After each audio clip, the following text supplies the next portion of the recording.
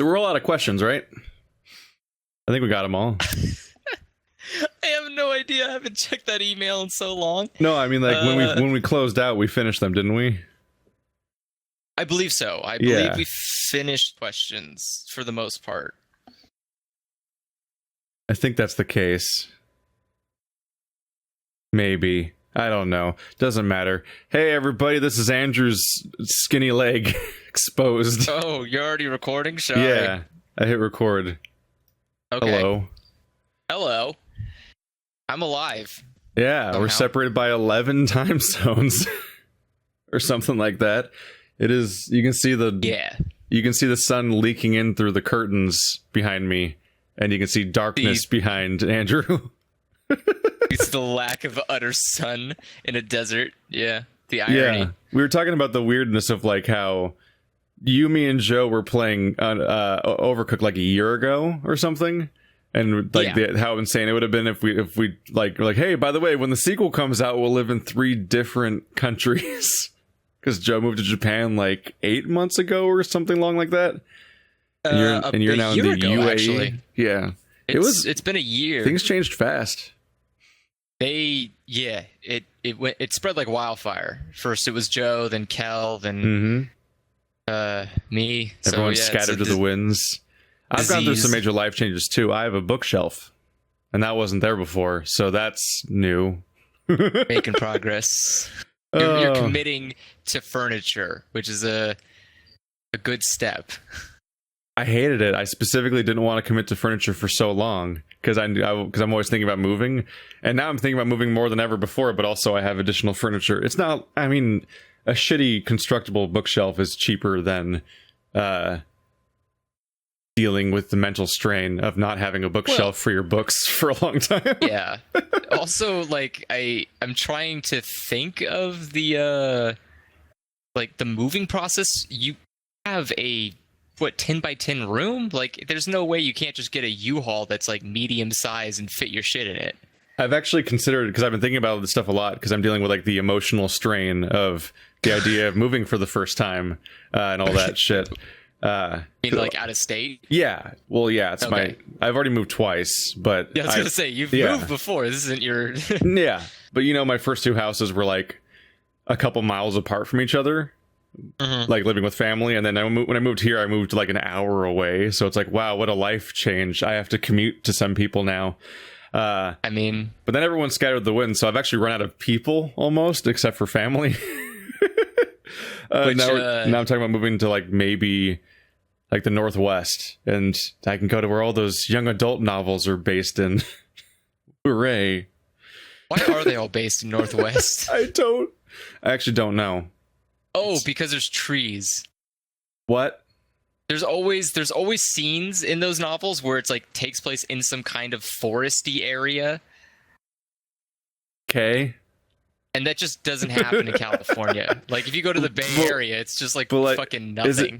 Did Stephen King like occupy all deeds for like fictional deeds for Maine, so they couldn't make them there, so they have to go with like Washington and Oregon? Well, I mean, yeah, at some point you don't want to put your like teen romance novel in the same town it took place in. Like it just doesn't sound as appealing. Oh Jesus, that's the worst sound. Rest in peace, my friend. You're not recording locally, right? So that's what they're gonna hear. Yeah, that's what they're gonna hear. It'll at least be a normalized volume. Yeah, so he's on a headset. This is very cobbled together. We were testing out options for recording Let's Plays, and they've kind of fallen through. So we're just gonna do a little podcast because you guys, some of you wonder whether Andrew's alive and are too lazy to open Discord. Mainly. I mean, it's either Discord or Twitter or Instagram, or that's it. That's all you get. Yeah. I don't have anything else. It is cold as shit in this house. I went from a house that had no working AC at all, and living in a perpetual state of like 80 degrees, maybe 90 if I was in my office, to living in a place that can never be hotter. This room I'm in can never be hotter than 70 degrees. And you moved to a hotter place, didn't you? Yes. And it's consistently colder. Yeah, you had no, the room is cold. The outside is like right now. I think the temperature is a nightmare. It's a nightmare for you. I think it's I want to say it's like 98 degrees. Hold on. Yeah, it's about like 98 degrees outside. You just reached your hand outside to guess the temperature? Is that what you just did? Yeah, I've gotten a feel for it by this point because there's like varying degrees of insanity. So like I could put my hand outside, and if I feel like if I can feel the temperature difference, it's above 100 degrees. Like it's noticeably. You can put your hand outside and go, "Ow," and then put your hand back in. And like that feels good. Jesus Christ! Nope. I want to move to coastal northern areas. It's a nice temperature for me. Just it stays nice and static, but also colder. And every person. The only problem is that this whole side of the country is on fire, and we'll stay that way apparently. Yeah, every person I've talked to so far, like I talked to the cab driver that drove me from Naya's house here, and he was like, where they always ask like, where are you from? And I was like, oh, I'm from California. He's like, oh, it's He's like, oh, is it a lot different? And I was like, well, not really. It's not too different. Like, it feels, the city's basically LA, just with a lot more sand. And I was like, and, the weather's nicer. And he's like, he just like, as he's driving, just turns around like, it's nicer? And I was like, yeah, it's nicer. It's a lot hotter here. And he's like, nobody likes the heat. I was like, I don't think you should be saying that, sir. You live in a desert. Like, you need That's normal. I mean, there's a lot of people that live in places where they just have to deal with the temperature, and that's not what they like about the place. But they've either stuck around because they lived there or because they like other things about being there or something. I mean, there's a whole population of people that live in North Dakota on purpose. And it's like, it's just a frozen wasteland. Financial issue. I don't know. But the only thing I don't like is that everyone in this country apparently doesn't love the heat as much as I do. So if you walk into any building, be it a house, be it a mall or a restaurant, the temperature difference goes from like, oh, it's like 100 degrees outside to, oh, it's suddenly 65 degrees in here. I can feel my body losing temperature through all its surface area. Yeah, like I mean that's a real thing. You have like a surface area issue on that topic where like you're very tall but you're very skinny. And so like you have a lot of skin to mass ratio, which means you're losing temperature constantly, which is why you want to be in the heat. It's like it's the reverse dinosaur problem. Like dinosaurs were cold-blooded, but they didn't have to deal with any of the effects of being cold-blooded because they were so big that they just had internal body temperature to the point where they had a maximum size limit where they couldn't get much bigger because they would start to boil because they would be so hot and there would be so much mass compared to skin that they would just cook themselves, and that's why they couldn't be significantly larger. You've got that body type that you learned from Plague of Gripes by watching one of his videos. And so you have a lot of skin versus mass, so you lose temperature constantly. It's the same reason why wings evolved and fins and stuff like that. Like when cool off. Yeah, because it takes the heat, right? Right. The heat goes and then goes through it. Yeah. Because before wings were actually useful as flying objects, they were just like these fins and webbing that increased skin. So that you had more surface area so you could cool off. That's why there's weird dinosaurs that just have like a fin on their back, and that doesn't seem to serve any mechanical purpose. Because like raptors were like that too, right? Their arms were basically wings, but they couldn't fly. They just had weird wings on their arms, which is kind of like a... I don't know. There's that one XKCD comic that talks about raptors like using their wings to like hover over their prey as they tear them to shreds. So maybe they could lift off a little bit. I can't imagine. Like they were attached to their. They would have had to been like heavy ass bats. Like they'd have to be. Like there's no way. It's. Well, you got to remember that Jurassic Park lied to us about raptors. Well, yeah, but I don't think raptors were... Because raptors were not those big things. Those were something else. But I don't think they were lighter. I mean, I think they were still heavy creatures. I think they were heavier than a pigeon. I found the comic. Admittedly, this comic's old now. It's from the year we started recording. Oh my god. Yeah.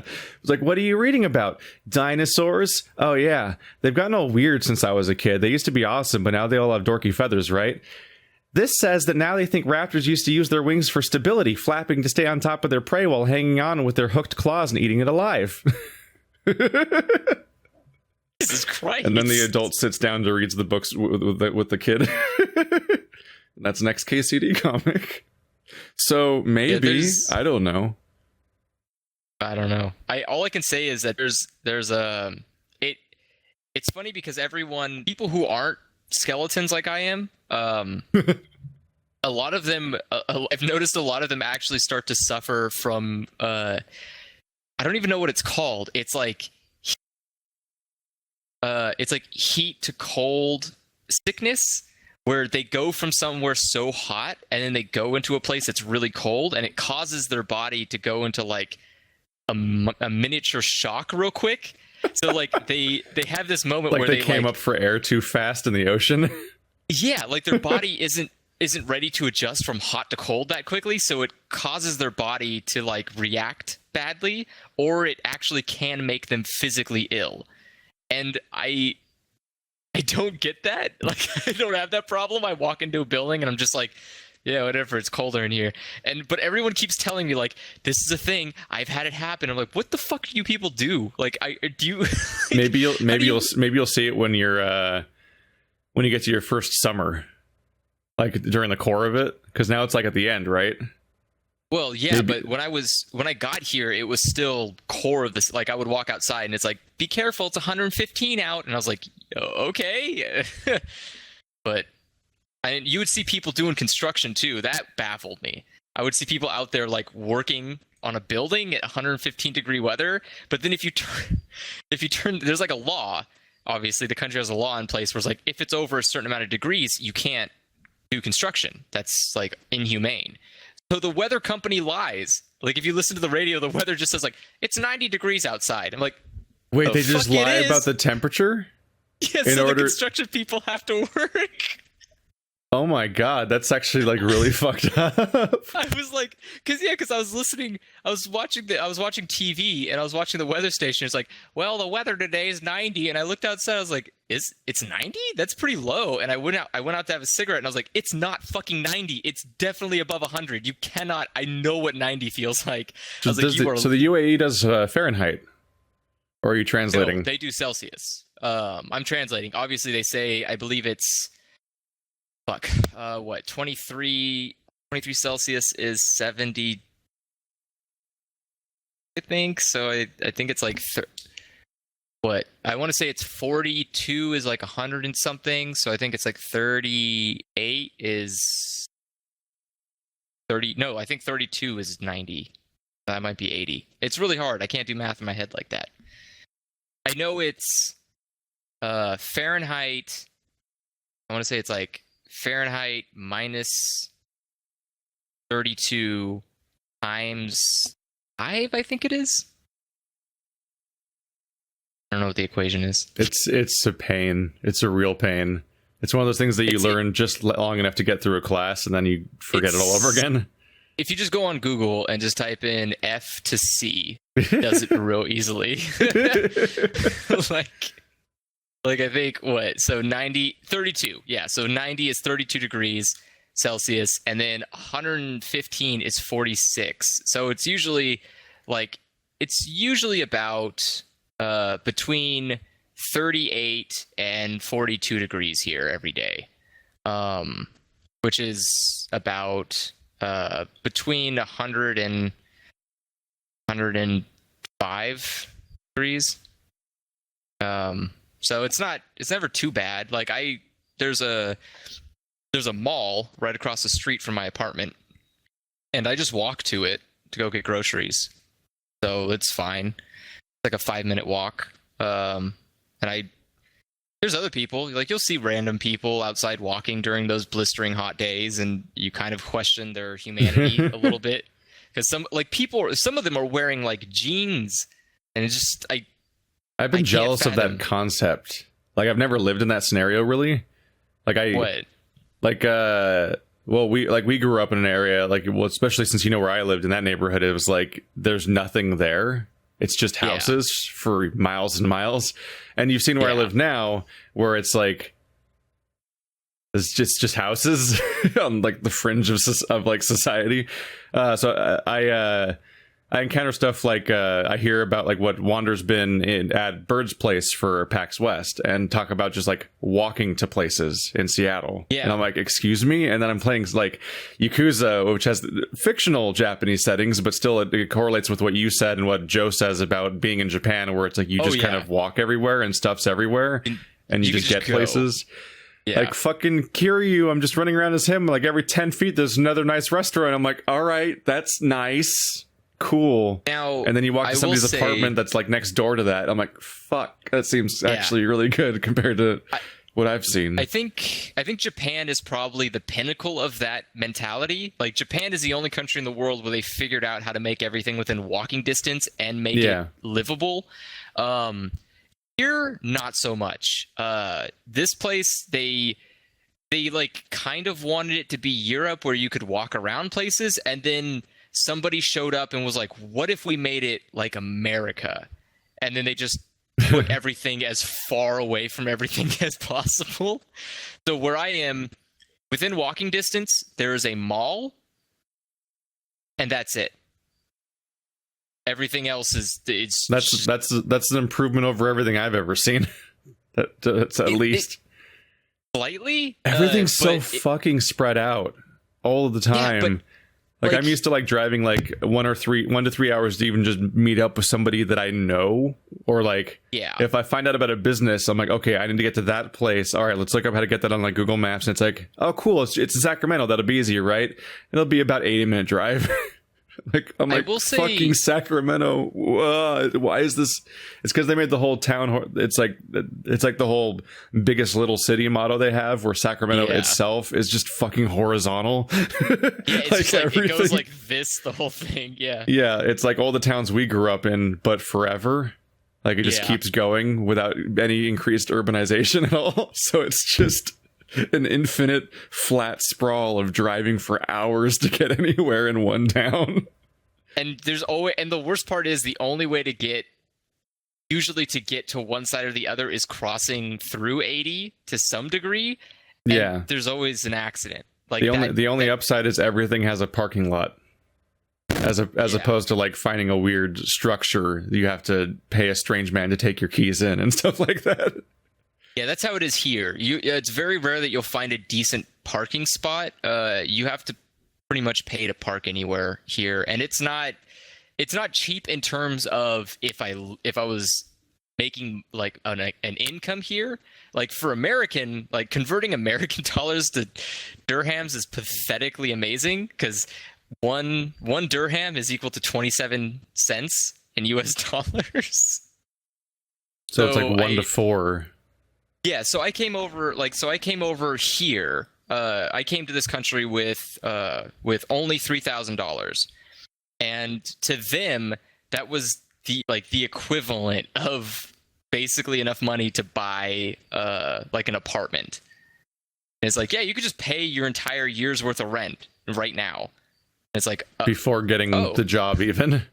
Yeah, and I was like, oh, that's really good exchange rate. But so how many explosions have there been so far, judging by our warnings we received on your farewell night? Fucking zero. Like this place is so amazingly American that it's almost insulting that America doesn't praise it more. Like, like it's everything. Like look at this shit. I have a Harborough gummy bears. Like this place is like a capitalism paradise. I have no idea why America would not love Dubai. It's just, I mean, hey, look, I'm an adult. Meanwhile, Keith is in America with Japanese food. My pantry is just filled with random garbage.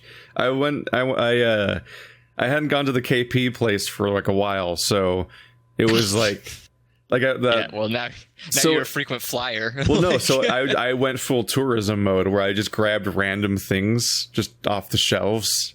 Like, because you can get like single serving sizes of virtually everything for like $1.30.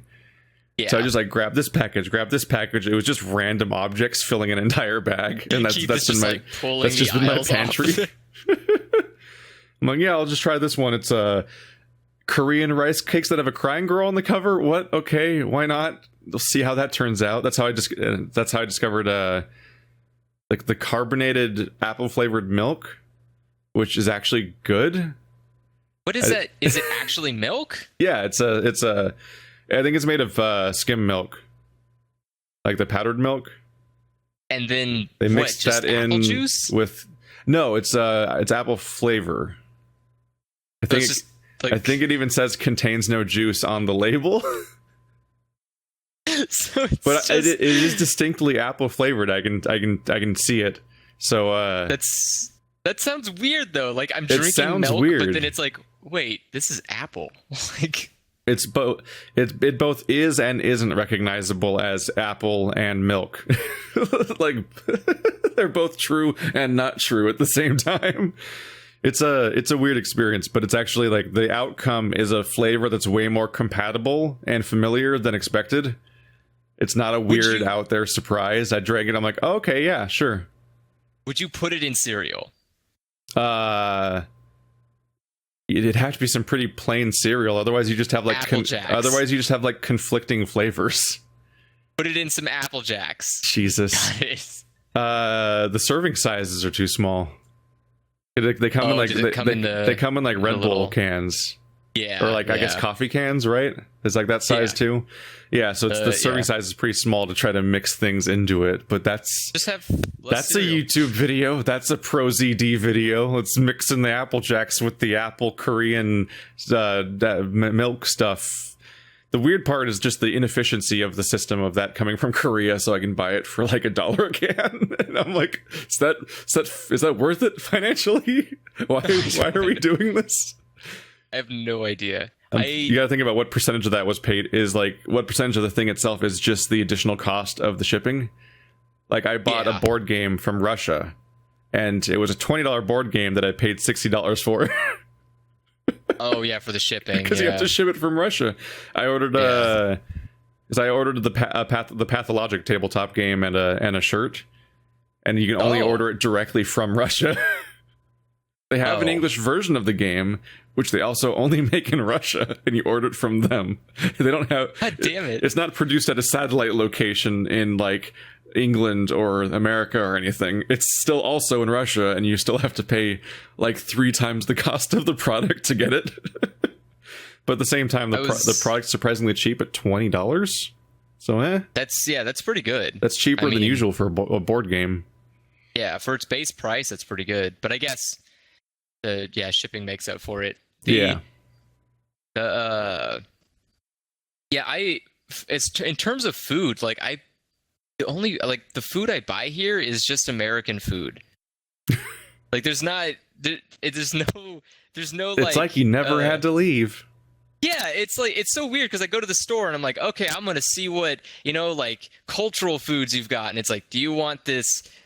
Like, do you want hummus? And I'm like, I don't want hummus. And it's like, do you want like bread thing? It's like this weird flat bread that's made for making whatever those like not falafels, whatever those things are called, shawarmas, like shawarma bread. I was like, I don't want shawarma bread. I still haven't learned what shawarma is.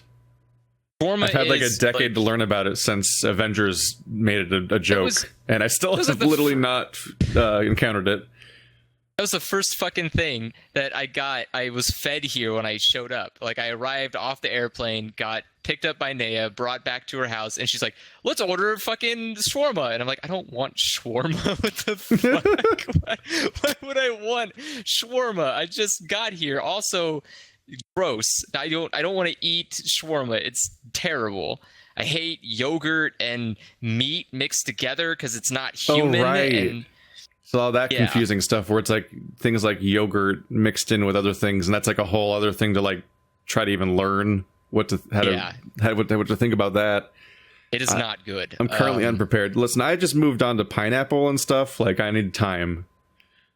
That was a discovery. I was at like a Smash Land thing, and I was just like, they just have pineapple pizza here. I guess I'll try it. Oh, it's actually been good this whole time. I've made a mistake. And then I started ordering pineapple and other things. I'm like, all right, cool. Yeah, well, guess what? They got you beat here, because if America thinks pineapple on pizza is an atrocity, they put some shit on pizza that is a fucking nightmare. I made a mistake of ordering a pizza, and it was literally just chunks of chicken, onion, and I think it was like Gouda cheese. And it was the worst combination of flavors. And those were like the only ingredients? That's it. There's no pizza sauce. So it's just fucking melted Gouda and onions. That just seems dry to swallow down. Yeah, I was just like, why? What did I do? I just wanted pizza. And if you try to... I almost get it, because I do get like chicken and onion or chicken and garlic like pizzas. No, I mean like... But I would expect like... wet onions. I would expect like white sauce or something. Like, just to make it a pizza. It's Italian. So it's like, It's an Italian pizza, not an American pizza. If you want American pizza, you got to go to Pizza Hut or Papa John's. To have it improved. People will be happy about that comment. I love seeing the American restaurants or American like fast food stuff here, because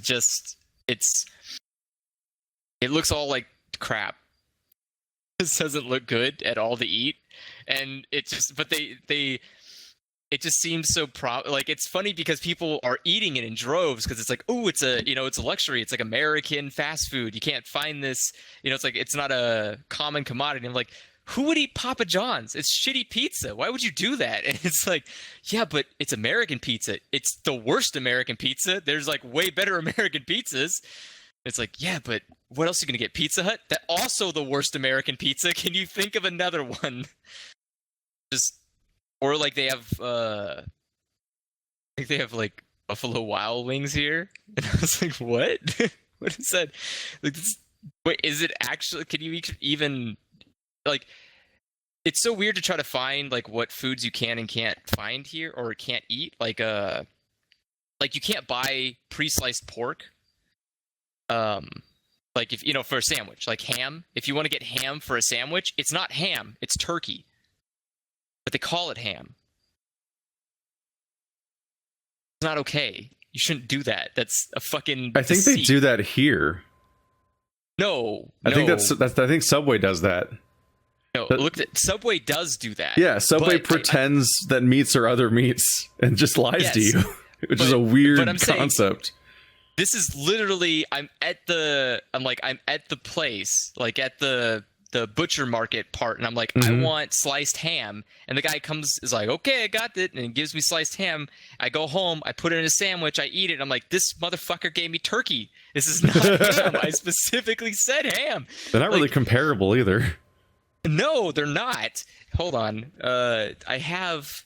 Yeah, you have like have it? You have like a proper like vlogger setup, by the way, with like a color. You have a colored couch and a painting on the wall behind you. Like you're all set to be an internet vlogger now. I'm gonna be the Dubai Jake Paul. I do not have a single scenic angle in this room. Like there's no version of this room that's a good backdrop. Oh, this is not the right one. Shit, this is the... Are you trying to find the photo of it? No, I was trying to see, I have this is the store-bought stuff, but this you grabbed the actual meat. Yeah, this is the different one. I went and bought turkey, because I didn't know it was turkey when I first bought the ham, and I was fucking convinced it was turkey. So I went to the store and bought turkey so I could compare and make sure that it was turkey. And I bought it. I was like, it's the same color. It's the same fucking meat. Like you cross-compared the ham and turkey to find that they're both just turkey? Yeah, and then I asked Naya about it. And she's like, yeah, that's normal. I was like, no, that's everyone just accepts this lie collectively. Yes. I was like, God damn it. And then so I went to the store to like get like actual fucking ham. So I had to go there and specify, I want pork. And so the guy was like, okay, pork. And I was like, yes. and I had to get told that it's not halal because pork is not good for Muslims. I guess it's like there's something about pork is unclean; they can't eat it. So I had to be like, reminded. Reminder: you can't eat pork if you're Muslim. And I was like, okay, I'm not. It's like living in a country where they specifically remind you whether something's kosher or not over and over again. Yeah. So you have to always acknowledge that you know that. Yeah, that's basically You're probably familiar with this. It's like being a smoker, but for pork. Smoked pork. So I get the pork, and it's like the worst quality I've ever had in my life. Because they don't fucking raise it here. They import the pork from outside because they don't. The Muslim country, they don't raise the damn animal they won't eat. So why would they waste land?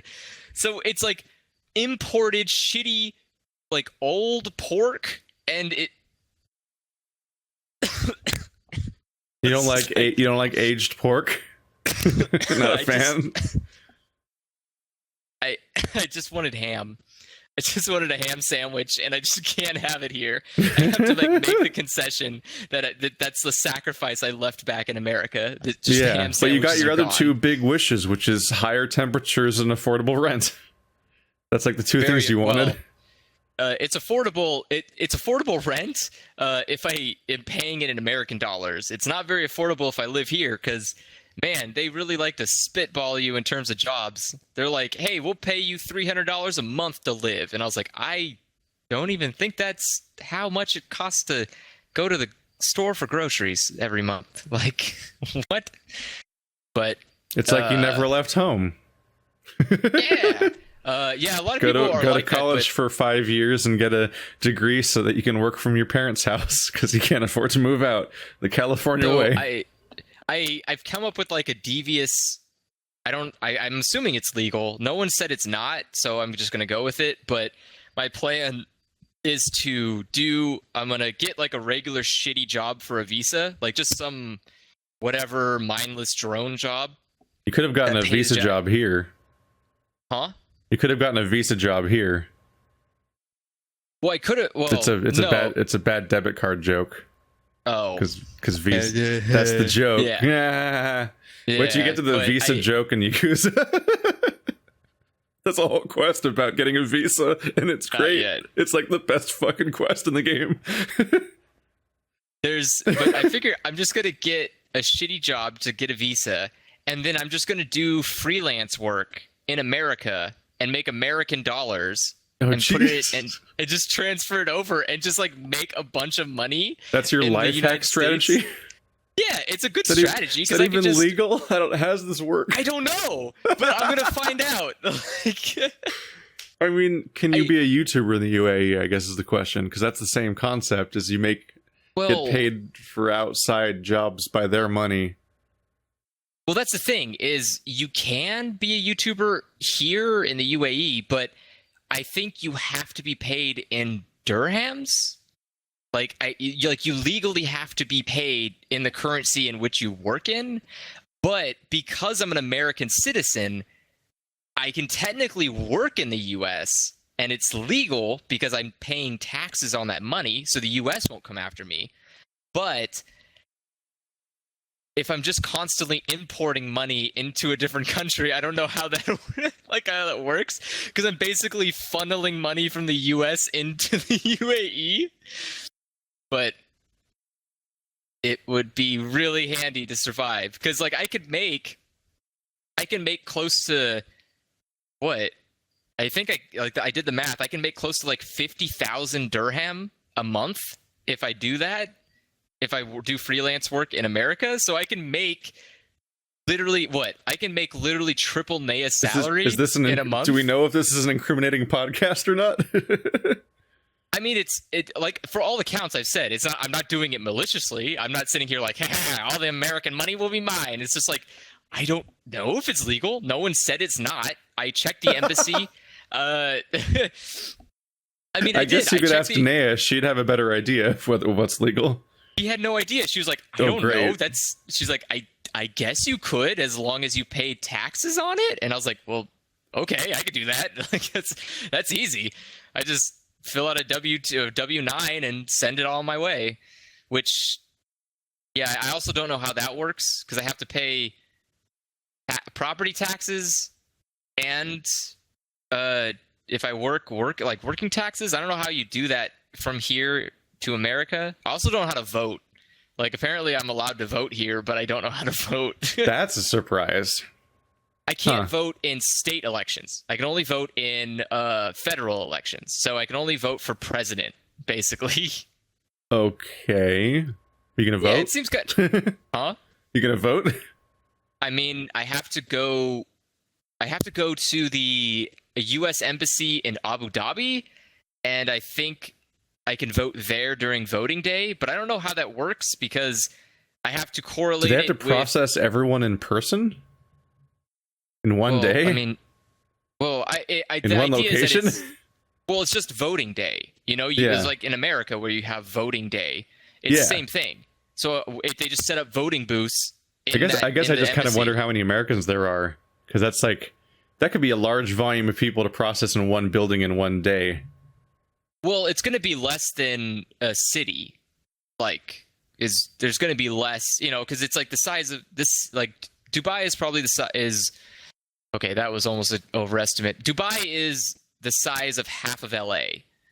So, and Abu Dhabi is about that size too. So combined, it's just LA, and they process LA in a day. That's fine. This audio setup's terrible, by the way. Is it? It's been bad? So many nonstop weird buzzes and ticks and clicks. And like, I'm sorry. Headsets never sound good.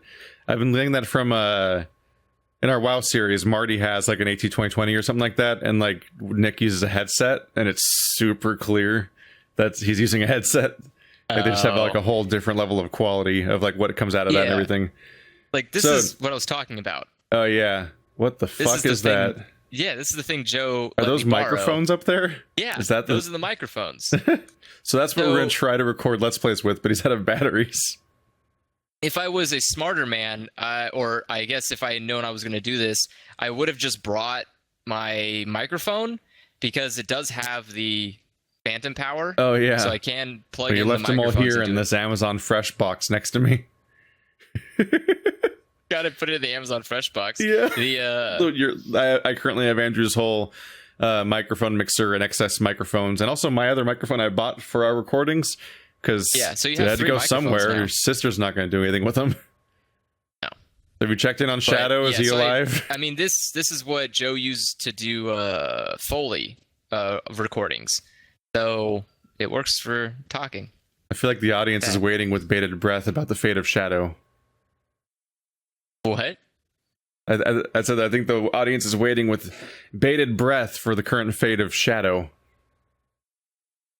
Hold on. Something is... No. Are we losing it? Something is like... It's like slowly dying somehow. I don't know if it's my internet or if... Oh, you roboted for a second. Oh, you're going quiet. Connection lost. Oh, it says connection lost on the TeamSpeak. Oh, is that me? Is this on my end? I just tried to open Facebook and it says no internet. But connected. Hello. What happened? I think my internet turned off. Okay. I tried to open other websites and they were gone. Okay. Like I was going to say, I don't think it was me. That was just a weird moment, I guess. Huh. Okay. Yeah. So what's up with Shadow? So far he's been going with my sister to works at a daycare. So he's been going with her and just harassing children all day. Hopefully none of them are allergic to dogs, I guess. No, they all seem to actually really love his company, and there's been 0 fatalities. Yeah. Also, it works because it's kind of it's like a large hadron collider type deal where the dog is expending so much energy, and the kids are expending so much energy that they eventually like come to a head and they both just pass out. It helps both of them just like go to sleep faster. Seems to have worked out better than expected. What is it? Is it a daycare place, or is she babysitting people at their houses? No, it's an actual daycare place. So it's just like a giant group of kids come over to someone's house basically and get babysat. But yeah, I mean, so she works at a babysitter and it's at somebody's place, but it's not the kid's place or her place. Yes. It's a proxy, a child deposit. It's technically what my neighbors are. My neighbors that were behind me. They run a daycare, and that's like I learned that the hard way, which was I was trimming the bushes back there, and so I just put a ladder and I climbed the ladder up behind, and there's just a handful of kids in the backyard. After all that time, that's the first time you found out about that? Yeah. So you swear so loudly in your backyard. Yeah. So I just climbed the ladder. On a regular basis, I'm aware of the conversations we're having very loudly in your backyard. And I'm like, I bet there's like kids and old people around here that are hearing this. And it turns out there's a daycare center learning new words right behind your hedges. It was weird to like stand on the ladder, look over and go, oh, that's a lot of kids. I don't think that's their kids. I think this is a daycare. Boy. And I was like, well, I'm going to chop this tree now so you can watch, kids. And you're just like chopping a tree. As you diagonally cut off one corner and then gave up. Like, oh, this was a mistake. This tree's hollow. And you found out the hedge was hollow and there was no body to it to be trimmed down to. So if you cut any of it off, you just saw skeleton. It's like a dead tree pretending to be alive. Yeah. So with Naya and everything, I take it you approve of the whole long distance relationship eventual meetup scenario where you find someone online and then you actually reach out and everything, because like you did the whole French trip and now this and everything, and like I've been thinking about long distance relationships and stuff, and like also like we have like the Discord and all the people that meet up with each other, and clearly some of those people get like attached to each other and they talk to each other on a regular basis and stuff like that. I just think about like how I think it is important at some point to actually connect and find each other like in person and stuff like that. Like find people, or do you mean just like actually meet people from online? I got like a new respect a little bit for what was it? Like Marty has been in a guild for like a decade in WoW. And like they make the trip to Blizzcon like every year, and like that's like a big deal for him because it's the chance for all those people he knows to all meet up in person every year, which made way more sense to me because I'm like at the time I'm like, BlizzCon, who gives a fuck? Like, wow, we're gonna make a new expansion for WoW where you can do the same grinding and slightly different scenery. Maybe there'll be new, slightly different cards for Hearthstone. How exciting! That's worth a fucking like 3-day trip or whatever the fuck it is. But it's like, oh, it's a chance for a bunch of people that have known each other in the Blizzard ecosystem forever to all like meet up and go to restaurants and shit like that. It's like an excuse. Yeah. I mean, I think that's what cons are supposed to be. I learned that lesson too late. Oh. I learned that lesson too late because I've spent the entire week just being mad at Past Me. It's not an entirely fair mad at Past Me because Past Me made less money than I do right now. Because because like the Patreon boost and everything made some of the stuff more reasonable, but too late. Because PAX West happened, and I'm like, you know, a flight to Seattle, if you book it in advance, is like $100. It's not that big of a deal. Like nothing. And it's not even a long flight. It's like what? I think it's like a 3-hour flight. Yeah, it's not a big deal. PAX tickets are kind of expensive, and you have to buy them at launch and everything. At launch, and I've just been sitting here like, fuck, I've made a mistake because I've had to deal with like a solid week of just knowing that like 2 of my friends are just at a place together, just all week, and I'm like, well, I did this to myself. Past Me, you did this to me. Why didn't you just pull the trigger on this? Instead, you could just sit here and not be there. Good choice. Well, I mean, for one, PAX comes and goes. It's not like it's a one-time only. It's just like BlizzCon. You're going to be able to go anytime. But secondly, by not going, you technically save enough money to go move up there. So, you know, like then next, part of the idea. Next year when PAX happens, you could walk to it. Oh, I doubt it. Oh boy. Why? No. I mean, I will say the only thing that's Seattle's weird still pretty is, expensive. We're probably gonna, if we move up there, it'll probably be like an hour or two away. Just because. Really? Yeah. Seattle's brutal. I didn't realize it was that big. It's where Amazon is. Well, it's where Microsoft is too. Yeah, that's more. That adds to it. Well, okay, I mean, San Francisco has what? Like Google, fucking Apple, Facebook, Twitter. Like, it has everything. So I mean, we're not doing a dick measuring contest with fucking San Francisco, the place where the people who actually work there can't live there. It's also too tiny for any of them to live on, and it will sink eventually. Like, we're going to take all the biggest companies, we're going to coalesce them into this tiny island type area where there's no physical space. We're just going to build it on a grid and ignore the topography of the land and add crazy commutes, and we're going to charge people millions of dollars to live there for their tens of thousands of dollar jobs. And then when an earthquake hits and give us the opportunity to rebuild in a better way, we're going to fucking stick to our guns and rebuild again on the grid system. On a regular basis, I genuinely am like, I don't get it. I don't understand. What, get San Francisco as a concept? Yeah. Like when I hear about who works there, I keep finding out about more all the time, and I'm like, but why?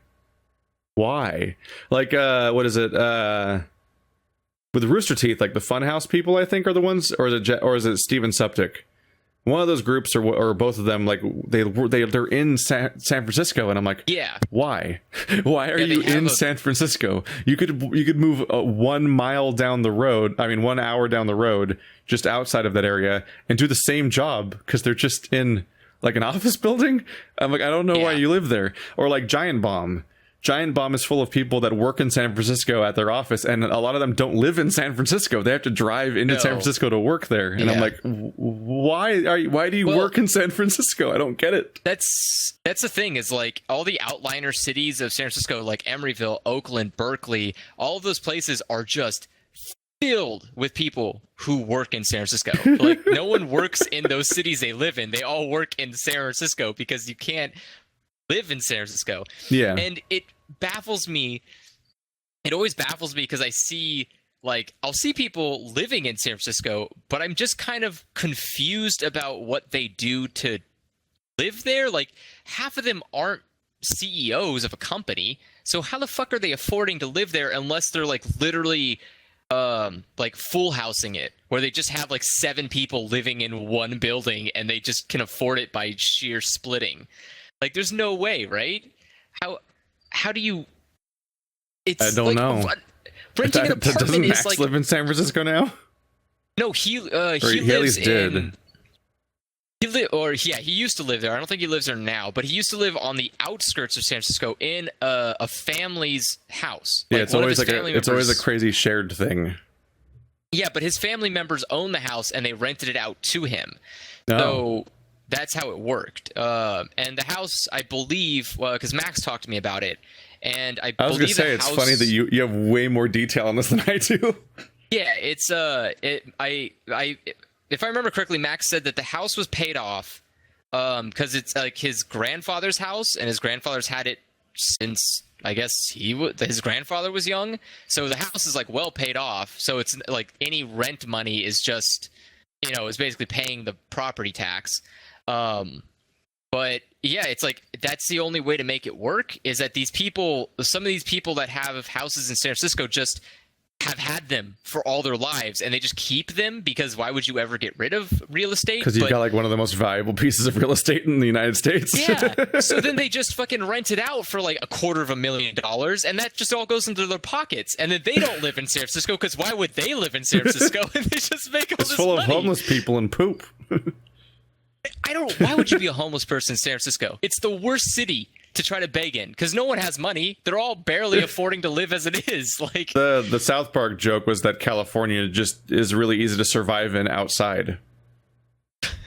it's always livable year round, just on the street. Yeah. As far as like climate goes, it was like that was what they were going for, basically.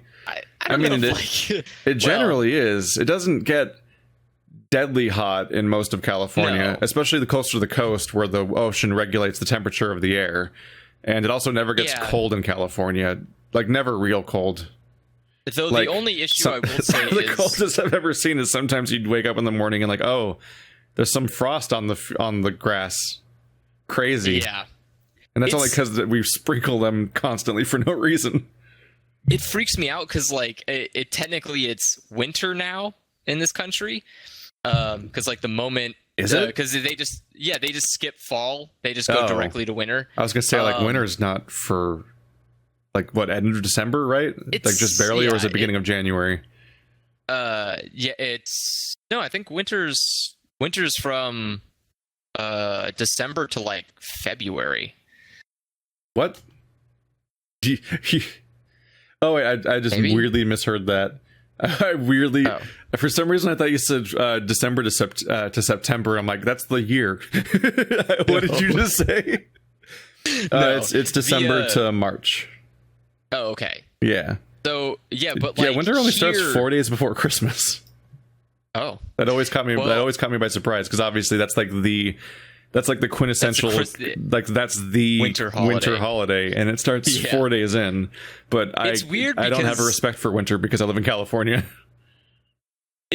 Well, this country is like the most amount of disrespect to winter because they're like, it's winter, it's gonna get colder, and I was like, oh no, and they're like, it's gonna be 89 degrees in the morning. And I was like, oh fuck. Like, oh no. So like I wake up in the morning, my 70-degree fucking house or apartment is like, wow, it's cold. I open the door and it's like, yep, feels like winter. Like, winter's my favorite time of year in California. Sometimes it drops below 70, and once a month it rains a little bit. We've been having like actual sandstorms here, and I'm kind of disappointed because I thought sandstorms would be cooler. Like, Darude really lied to me. I thought sandstorms would be like, really intense. You should have gone with the Martian version of sandstorms so you can be prepped for the idea. Yeah, no, it's not like the that Martian at all. Where sandstorms are the most boring idea ever. Yeah, sandstorms are just boring. Yeah, it's just really dusty for a while. It's just fucking fog that's made of sand. And then I walked outside and I was like, oh, cool, my patio's covered in sand. This was great. This is a good idea. Like, but like I look outside and I'm like, oh wow, I can barely see the mall that's only 5 minutes away. That's kind of cool. And then I also try to have a cigarette. I'm like, oh, I think I have sand in my throat. This is not as good anymore. This is not great. You shouldn't try you shouldn't try to breathe out in the sandstorm. Basically, just like look outside of your window and pretend it's snow. That's what you need. You just need a real long sandstorm to kick you off of cigarettes by making it literally impossible for you to smoke. I will say I did go. I think I went like 8 hours without smoking because I couldn't. Like, I had to wait until the sandstorm subdued at night. So it doesn't like attack your body. Yeah, so I could just look out my patio, and if I can see the city, the sandstorm's gone. If I can't, the sandstorm's still here. Stop attacking my body so I can attack my body. The weird part is, you're talking about homeless people. There's not really homelessness here, but they all got buried in the sandstorm.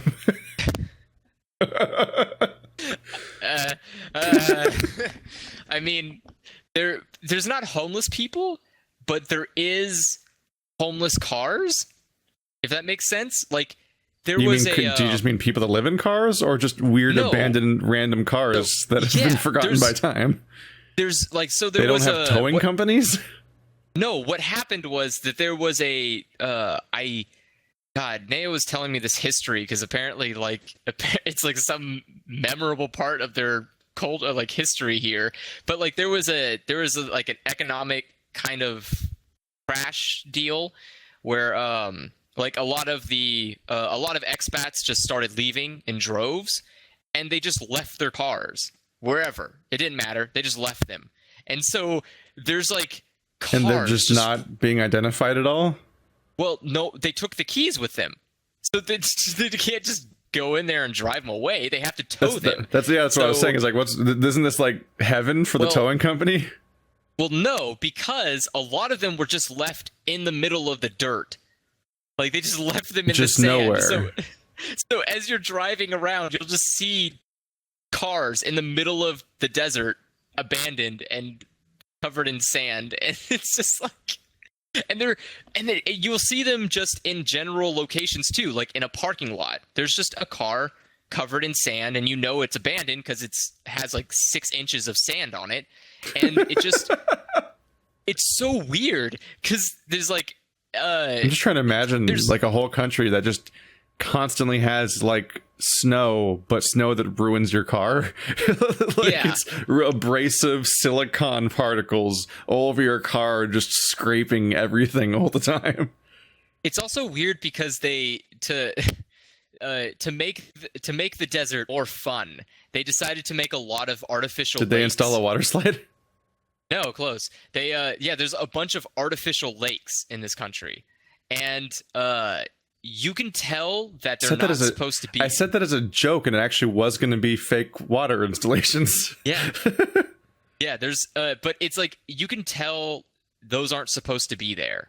And I don't mean because they look fake. I mean because the weather gets weird. So like you'll wake up in the morning. The artificial lakes influence the weather? Yeah, because there's a lot of water, and then the heat, and then when it becomes blistering hot, like 115, suddenly you have this huge breeze because the water itself is boiling more or less. And then it's like rising steam and then causing like more humidity. And it's like, what the fuck did you want? Like you made this country less fun by making it easier to be humid. Like, I don't know like you have an ocean right outside. You could have just let that be the problem, but you made more pocket humidity. Like, you made pocket humidifiers everywhere in your country for some reason. And they're awful looking. Like, they're just the greenest, unhealthy, nastiest looking water you would never want to touch with your bare skin, because it's obviously not flowing water, so it's just filled with algae and it's just shit. Weird stagnant things. Yeah, it's like the most. I can only imagine. I wonder if they're opening themselves up to like toxic algae blooms, like that kind of problem. I was thinking more like, is this why West Nile was a problem? Like, I'm wondering, like, does it reach? I'm wondering if it reaches like the drinking water supply or anything. No, no, because the way the drinking water works here is that the city's on the Gulf, or the Persian Gulf. So the water that's outside, or the coast, is the coast of the Persian Gulf, and that's where they get their water from. But that water is just as stagnant, more or less, because it's a gulf. It's not the ocean. So the issue is that, like, they have to basically throw as much as legally possible before killing people of chlorine inside of it to make it drinkable. So no one drinks the water here. People just buy bottled water. You go to the store and you can buy a 6-pack of bottled water for like. It's kind of amazing how common that's getting, right? Yeah. Like, just not even just there, but like in our country and so on, just so many places where it's just people were like, yeah, we live here and people need water to survive, but we just don't drink the water here. And we live here forever. Like, my mom has that too. My mom has that. My brother has that in 2 different cities. They're just like, the water quality is super questionable. So they just drink weird imported water all the time, and they feed it to all their pets and everything. Yeah, I mean, Naya does that too. She's like, I don't want to feed my cats tap water. I'm like, they're literally animals. Like, they will be fine. Like, it's like they have this thing called like a filter in their bodies where they can drink like water from like the ground and they're okay. Like, my dog drinks water off the street and he doesn't die because his body filters out the bacteria in that. That's like how animals survive in the wild. But yeah, give them bottled water. I'm sure that's fine too. Like, but yeah, like, it's people. But and plastic water or water bottles are dirt cheap. Like, I go to the store, I buy a 6-pack of bottled water, and it's like 4 dirham, which is equal to $1.75. So yeah, I just buy huge excess of, and and it's not small. I'm not talking about like, little bottles of water. Like they're big ass bottles of water, because otherwise you'll die of dehydration. He's off in a different world. He's out of frame. That means he doesn't exist anymore. It's like, movie magic. That's a very big bottle. This is how big they are. And for the record, you drink this much a day, like, or more. It would recommend more, but you need to at least drink this much water every day. That's normal. Else, yeah, but I got this guy. It's got a liter marking on it. Yeah, I do have my the 30 liter. How much? I don't even know how much this is. That might be a whole liter. I can't. Where it says, it doesn't, because it's in Arabic, so I don't know how many liters it is, but it has low sodium, so that's good. That's been my learning experience with buying the random crap at the international market and reading like microwave instructions and realizing, oh shit, I can only read like half the stuff on this container. And also, Japanese things have very variable expectations of what kind of microwave you own. You have it's a microwave oven is what they think you have. No, a lot of them actually say don't use a microwave oven. Like they expect a microwave, but that, like, I've seen like the stuff where the instructions don't become a weird nightmare and turn into a volcano, like that picture I showed you. Usually are like, those are usually the ones that expect 1,000-watt microwave, which I've never really had to think about microwaves before. But I think 1,000 is what we have normally or something. Yes. I've seen 600, 500, and 300. I've seen listings of 300-watt microwaves. And I'm like, I literally can't find a way to decrease the wattage on this microwave. Like, I actually can't find it, but I've never had to do it before. And I didn't buy it, so I don't have any of the documentation.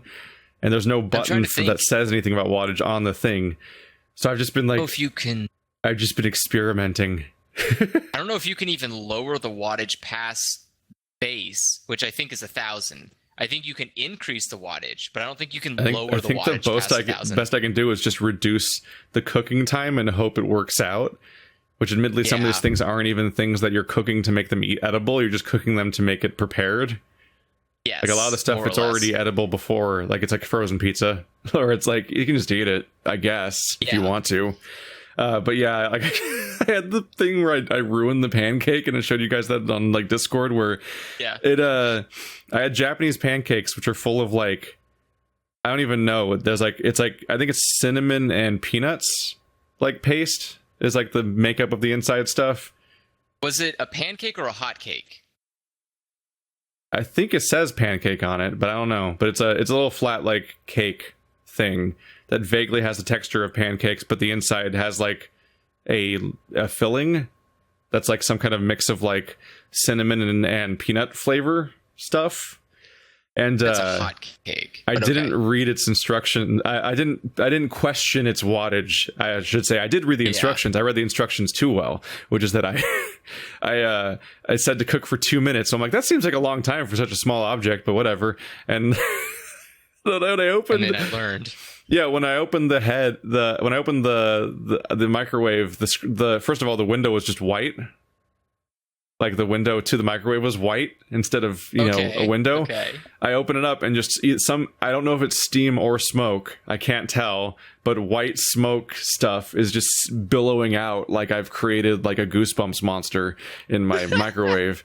And then I look in, and once I've wafted away all the smoke or whatever, the bottom it has the foundation of the normal cake, and on top it has what looks like it's like a giant like chicken pox. Like just a giant dome of burned, and there's like a creepy like Ghostbusters imagery like crack in the middle of the top of the dome where smoke is just continuing to billow out like a volcano, and I'm like, what have I done? You made like an elementary school science project. It really was. Like, it was actually spectacular to look at, but not very edible. No. So I've settled on 50 seconds. Has been what has worked for me for the remaining 5 that were in the pack. They're actually really good. They're very good. Yeah. I mean, yeah, it's a real good flavor. It's a nice thing to have. But yeah, that was a science experiment I didn't tell anyone else in the house about the time I almost burned the microwave. Or who knows whether anything could have happened. I think the microwave would have been fine. I've done a lot worse in microwaves. But yeah, you got to be careful about that, because it gets weird. I've noticed another thing here is like I tried to cook pizzas. Like, there's a frozen pizzas. I was like, yeah, I want to make like a nice frozen pepperoni pizza at home. And they have like the weirdest instructions where they say, all right, you need to set your oven to 220 Celsius. Then you need to set your fan to 200 Celsius, or you need to set the fan on to lower it to 200 Celsius. And then you need to make sure that, what is it? You need to make sure that your flames are, or like because it's not an electric oven, it's like a oven that you have to actually ignite, like a grill, and it's like you need to make sure that those are in the setting of 4. And I was like, well, what? How do I? Is that universal? Yeah, I was like, first of all, the temperature doesn't even have 220; it has 210 and 225, so I have to just guess which one, like how much enough. And then when you turn the fan on, doesn't really. There's no digital display to tell me if it's at the current what temperature it's even at. So I just have to eyeball it. Like, I have to put my hand in there and go like. Yeah, every now and then you get a thing you can prepare that has like advanced level instructions, or that just assumes you have a bunch of crazy hardware. It's like buying a game and finding out that it's VR only. Like, it's just like, oh, that wasn't on the tin. That's a weird surprise that's happened. Like, I'll have a weird thing where it like you're supposed to like wrap it in a towel and then you put it on defrost setting for X amount of time, then flip it and then microwave it normally for a while. I'm like, these are the weird kind of instructions that are not why people microwave things in the first place. Yeah, but it is advised, because it does make it taste a lot better than if you just nuke it. Yeah. Going back to what you're talking about earlier about the long distance thing, the only thing that I feel is weird about being within like literally a 10-minute drive from Nea versus being a 15-hour flight is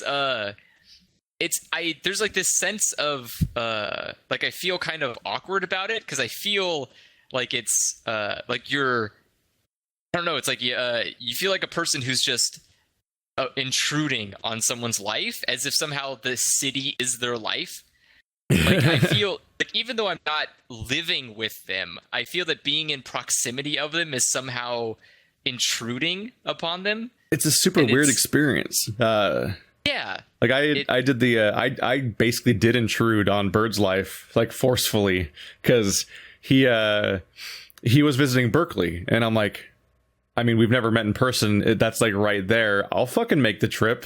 I was like, I'm coming. And he's like, oh, okay. I'm just like, I'm coming to Berkeley. Like, I'm just going to come visit now. It's like, you're not going to get away with coming in within like an hour of where I am, and we're not going to meet up. So we met up at like we met up at like a used bookstore at Berkeley and went and found like coffee and then that French restaurant and shit. Because I'm like, it's just a wasted opportunity if we don't bother meeting up, because it might literally be the only chance. Like, even now we're making plans about the possibility of like all moving towards that direction, because we're all just scattered amongst the country pointlessly and so on. Yeah. Like Wander was talking about how, like, because he was doing the daily vlogs of PAX West and talking about like meeting up with all these different people and stuff like that, and he's just realizing how much he's just been like in isolation. Isolated, yeah. He and Shell have just been living in Kansas City. And I think the only person he's met is that he's familiar with like a clerk at a place he visits a lot. Aside from that, like, it's just him and Shell in a city alone. And it's like, And now I have the threat of that too, because you've moved and Joe's moved and Max is basically more or less moved and Kel's gone, and like so many people have all like disappeared, and then like the old geology crew is all gone. Like Sid went and got like a teaching job or something, and Will went for his doctorate in like LA or something like that. Like all the people that were in those old videos from the geology crew, like Will Lewis and Sid and everybody, like those are all gone. Like everyone. Yeah. Modern society has just shuffled the map, and all the little marbles flew around the United States, and everyone's just scattered. So I'm trying to like recoalesce in one location with at least some people, because I think friendships are better in person, and that might piss people off that are used to online friendships a lot and stuff like that. But like it was more fun to hang out with Wander the time that he was at my house for like a week, like. That's like peak levels and stuff like that. I mean, I can see that. I think there's for me there is a noticeable difference between playing games with Naya in person versus playing them with her over the internet. Yeah. And there's like there's something about like being around a person physically that makes it different than I think it's the filter. Like everyone filters social interactions on some level, even in person. Yeah. You like present a version of yourself sometimes, but it's like a live feed and you can't edit it, as opposed to like being like somebody talking in like chat or like posting on Facebook. You like people's Instagrams and Facebooks. Like it's like the experience of cross comparing the experience I get of being at Andrew's house versus the experience that Instagram gets of Andrew's house, where it's like, hi, I'm Andrew and I'm posing with my dog. How's this for a smile? And I'm like, I come over and you're in like basketball shorts and with maximum volume Overwatch, and you're just grimacing and like completely different images and stuff like that. Like those two different, or like when I come over and you and your sister are warring with each other over volumes in adjacent rooms on televisions, and like just completely different visions and all that. Like you can't. People still act when they're people, even around people, but you can't act all the time.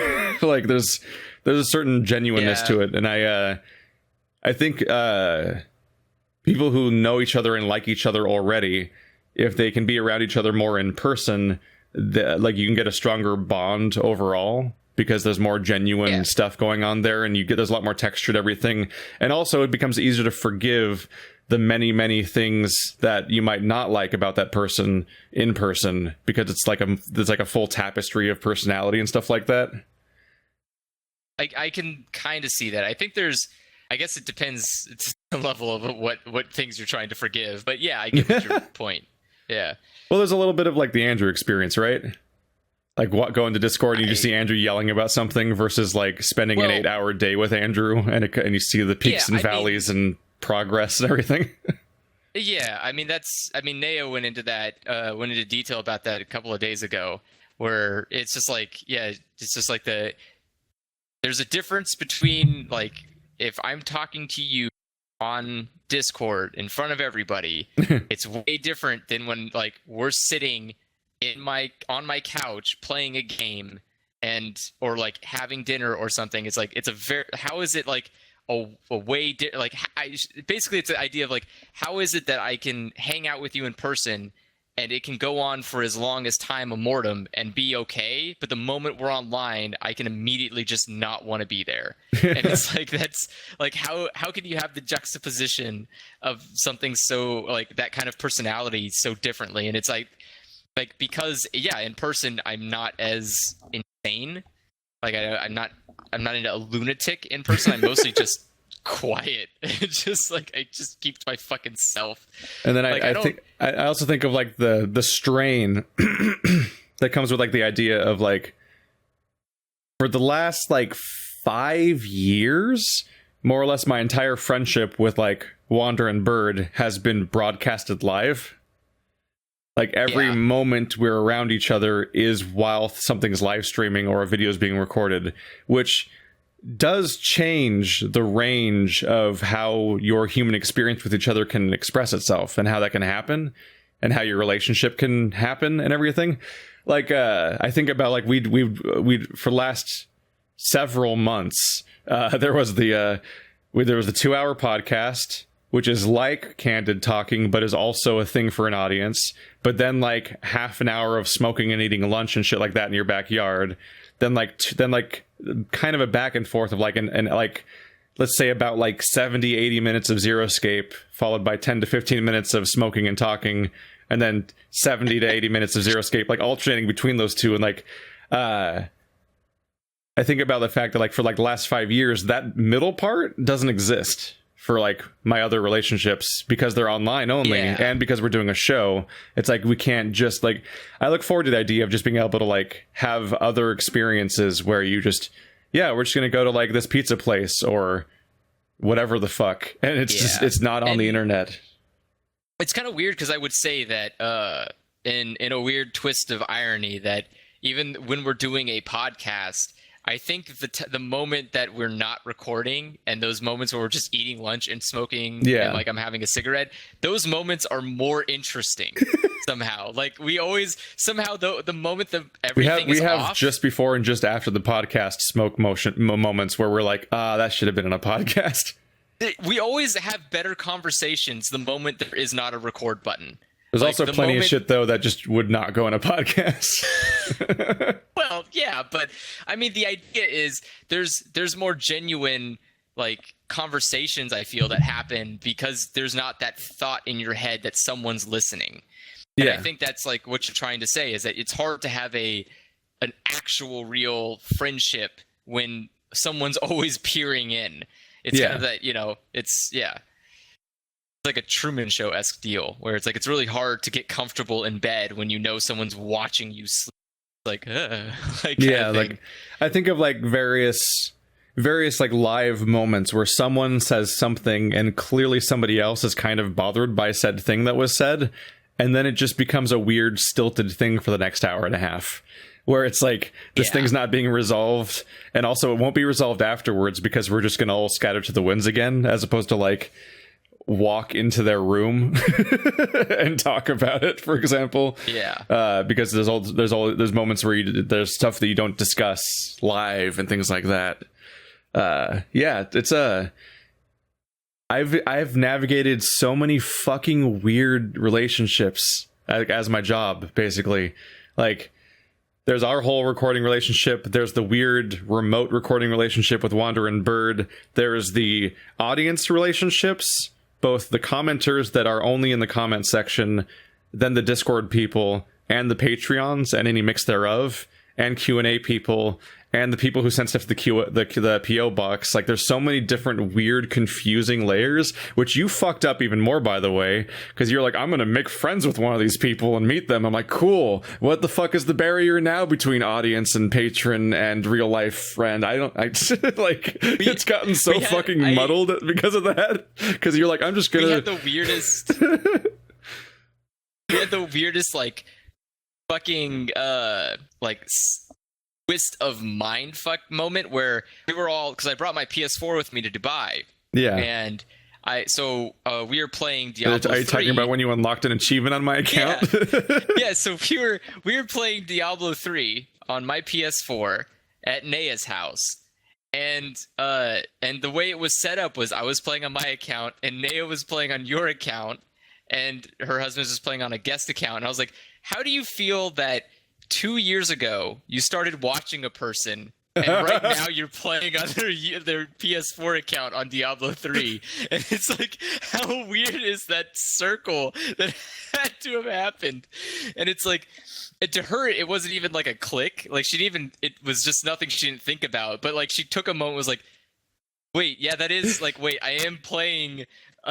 She unlocked an achievement on the account of the person she was watching on YouTube. Yeah. And she's sitting in the same room with a person who is a part of that person's channel. Like that's a weird.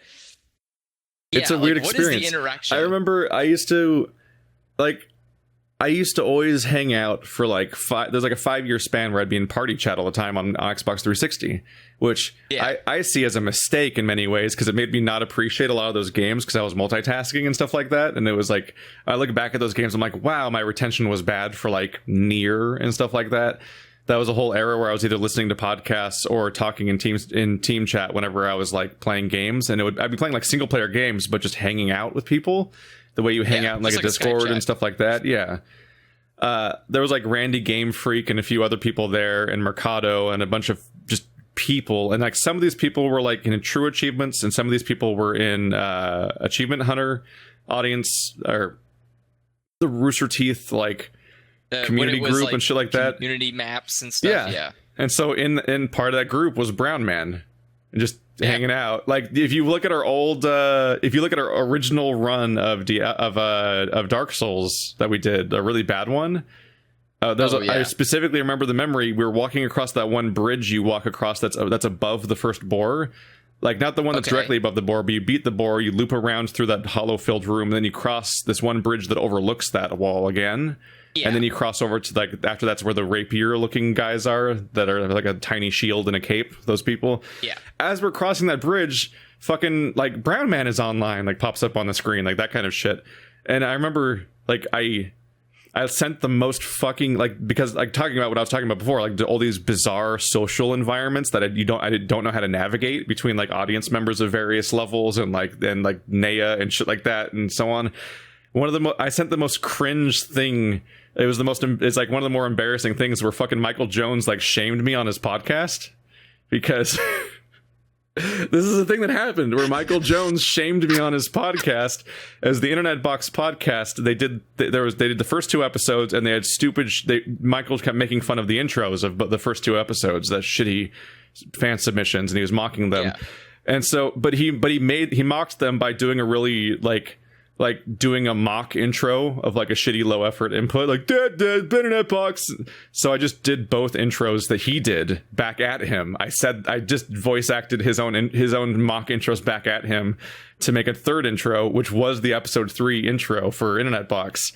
But it was accompanied with an email that was like, hey, yeah, if you guys ever like need an extra person and stuff like that, is me making the faux pas or whatever of like trying to invite myself into this internet show thing. But it was because I was in this fucking confusing place, because like I had hung out with and talked to Ray for like dozens of hours in party chat, so it didn't seem weird to me. But nobody else on that entire podcast knows I exist, especially the person reading it. So I'm just being like, he just reads my email live in episode 3 and just mocks me for trying to like invite myself onto the podcast and stuff like that. And it was like, that was my moment of like, oh, right, I've made a mistake. Like that realization.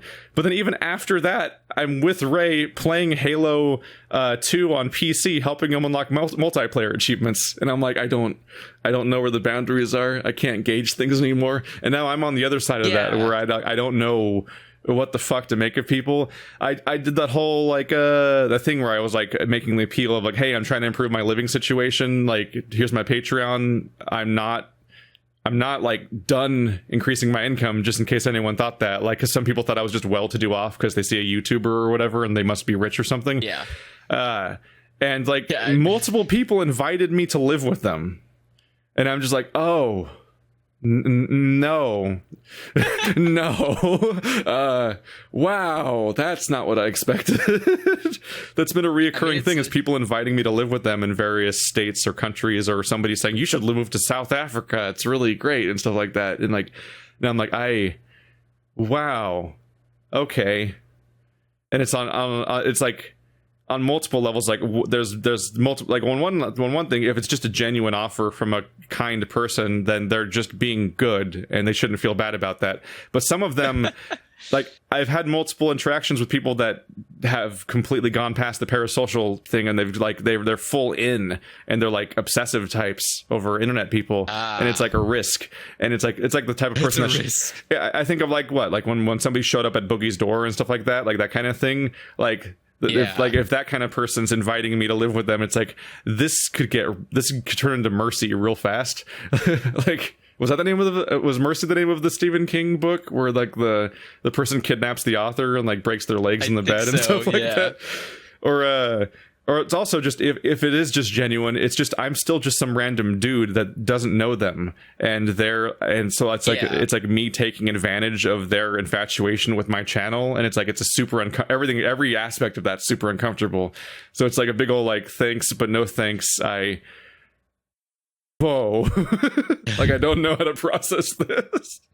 I wonder, like, I never really thought about the whole parasocial relationship, but I think I was able to avoid that with Naya because she was there as your fan, and like had no concept of who I was.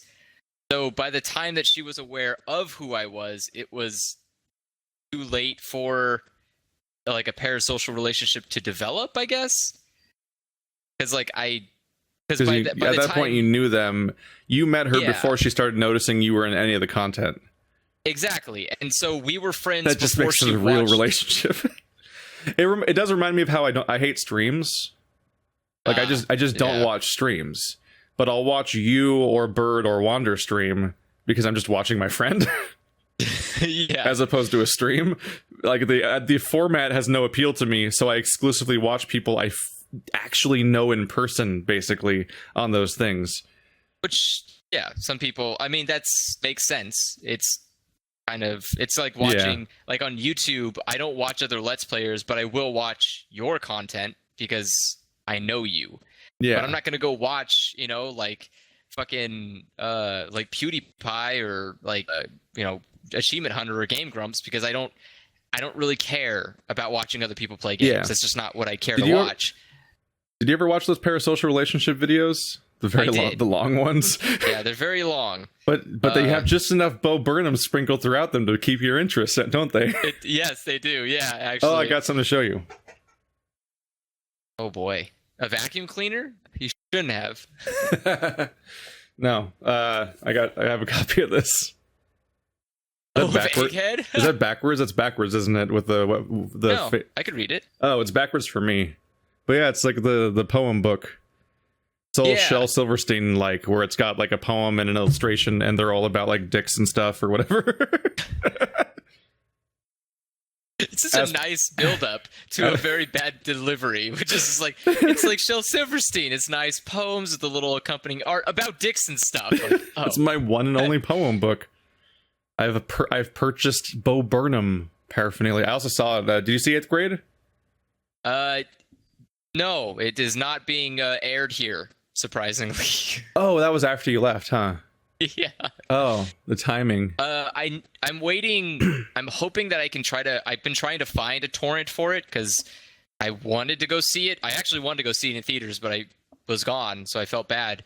And I know it's not coming the fuck here anytime soon, so I've been trying to wait for a torrent to come of it, but it's kind of tough because not really. Yeah, if anyone doesn't know what we're talking about, the videos are called Fake Friends. There's episodes 1 and 2 from Strucci movies or Strucky movies. STRUCCI is the channel. Those left an impact, and also multiple other videos I've been watching have left an impact.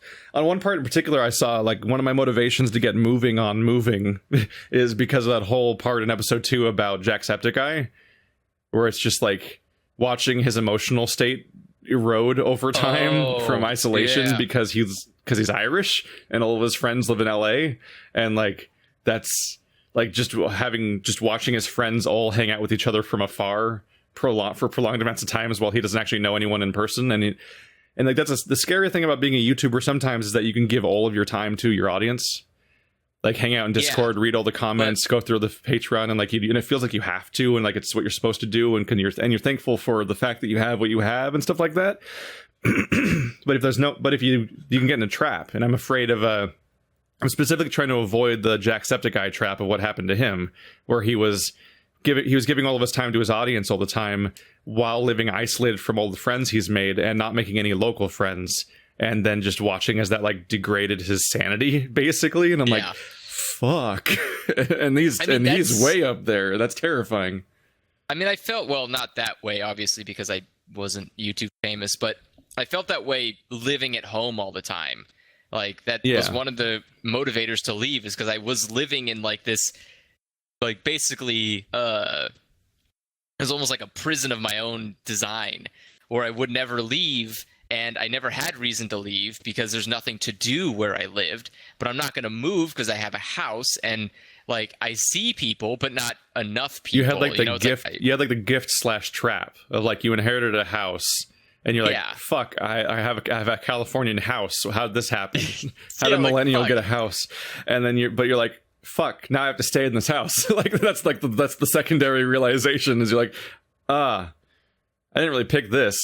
It reminds me of what is it? My dad got a Honda Civic because he was trying to get a new job for where he'd commute to, and he wanted a good commuting car and stuff like that. And it was a really nice car. Honda Civics are their quality. They stick around, and they're not overly expensive or anything. Yeah. Then his job fell through, and he didn't get hired after all the training he did and everything. So he just got stuck with where he was before, and he gave up on the car. And I was driving that car throughout all of college because we just had it already. And he was going to take it over once he got his job, but then he just never got the job. So we just had this Honda Civic that I was driving. And then at some point, it unspokenly became my permanent car as opposed to a thing I was driving because he already had it. And then I became responsible for the payments for it. And I was like, it's like being trapped. It's like the being trapped with that house concept of like, this is nice. And it's what we're supposed to want, but also I'm not ready for this. I'm not ready for this commitment or this payment. Like I would have chosen a car that was fitting to my income level if I had the original choice to pick a car, because I'd have to pay for said car, like all the garbage that Max drives and stuff like that. Like I've had a number of days driving in being in Max's passenger seat and just hearing like, oh, that's a grinding sound coming from the brakes. Like really weird or like outdated gimmicks. He had like an old people car at one point where when he opened the door, the seatbelt slid across the top of the window frame on one of those tracks, and it's like, oh, this is a really weird old gimmick that I think is gone now, right? Yeah, it's very gone. But I've had on the parasocial thing, I've had two other realization things, because there was that's not even a parasocial thing as much. It was just a thing that came up in that video. But there's two things that I've been thinking about, and it's weird because it's super hard to even know how to navigate these things, because there's two scary things that have happened. One that's scary for the YouTuber itself, and one that's scary for like the audience. There's two recent events. One is I watched the video, the Parents' Worst Nightmare video by Nerd City about Jake Paul. I watched that as well today. Yeah, that experience. So nightmare. These are two separate sides of negative parts of parasocial shit. Is that like, because like the other one's Meg Turney. That's the other side of the spectrum of like really bad shit. Somebody obsessing over Meg Turney tracked down Gavin and Meg's house and tried to murder Gavin, and was like, I think they were able to hide long enough and call the police, and I think either the police shot him or he shot himself in the driveway or something, I think was the outcome of that story. And it's like, fuck, that's scary shit. Like, I mean, it's like, not only is it scary, he was successful. Yes, he tracked them down with a weapon and attacked them. Like, if people don't know about this is a real thing that happened. Is a high level YouTuber was there was an attempted murder at their home. From a fan. It's fucking terrifying. He's a high level YouTuber and literally an employee of a huge company. Yeah. Like Rooster Teeth isn't just some unknown company. It's like he is a regular person to an extent. Like, he has a job. He has a hobby he does, which is slow-mo guys. Yeah. You attacked a regular human. Like, you just like... Mm-hmm. It's terrifying. Whereas the other side is Jake Paul, where he's somebody that is willingly aware of the parasocial relationships that he's engaging with on fans, and he's manipulating them emotionally to get money out of them constantly. Where every video he makes is like 70% advertisement and shit like that, and it's like, and like all this shit for like he emotionally manipulates people that are less than 10 years old into getting their parents to pay for things and like all these other fucked up things, and it's just like, but it was like 8 years old to 18. And like he admits to it, which is terrifying. And like, well, I don't think he's admitting. Well, he doesn't admit to. He doesn't admit to all of it at once. He admits to every element of this a lot. Well, I mean, he's not admitting to who watches the videos because that's just analytics. He's just reciting what YouTube tells him. Yeah. But like he is aware of it, which means he isn't altering himself. He's super aware of it if he's specifically also trying to go onto all the YouTube Kids channels to get to the kids and stuff like that. That's the weird part. That's the part creepiest part of that video. That goes beyond the level I'm comfortable with. Like, I can understand if he's just sitting there being PewDiePie, basically, doing that thing of, like, I'm going to say funny things in the memes and kids will like it. There's a difference between that and literally collaborating with parents who should have the wherewithal to know to not allow this stranger, near his children who will exploit them for money. But they might make money off it. But they won't make nearly as much as he does. YouTube got fucking weird when I wasn't looking, you know? Seriously. Like, we started our YouTube channel, and back at that time, I understood YouTube. Like, it made sense to me. Because we had Smosh, and we had Shane Dawson, and we had Ray William Johnson. I'm like, okay, this guy's just American funniest videos. He just basically just takes other people's content and goes, ha, that was a funny video. Give me money. Hey, America's Funniest Home Videos asks you to send them in. Yeah, but he doesn't just take them. But yeah, like Ray William Johnson was just like commenting on people's videos, and then like Smosh and Shane Dawson were big popular channels too, and they were just comedy skit channels. I'm like, okay, yeah, I get it. And there was like epic rap battles of history, and then let's plays that was new, and like those were still newer stuff. Yeah, and there was like a lot of vloggers like there's always vloggers. Mr. Safety, that's probably not even a big vlogger, actually. That's just somebody I remember. Or Vlog Brothers or a bunch of other channels. I'm like, okay, these are people who, like, they have to express an idea or take you on a travelogue, or Casey Neistat and shit like that has been around forever, or Philip DeFranco. I'm like, okay, these are all things I get on some level. Like, I get what this content's meant to be. Okay.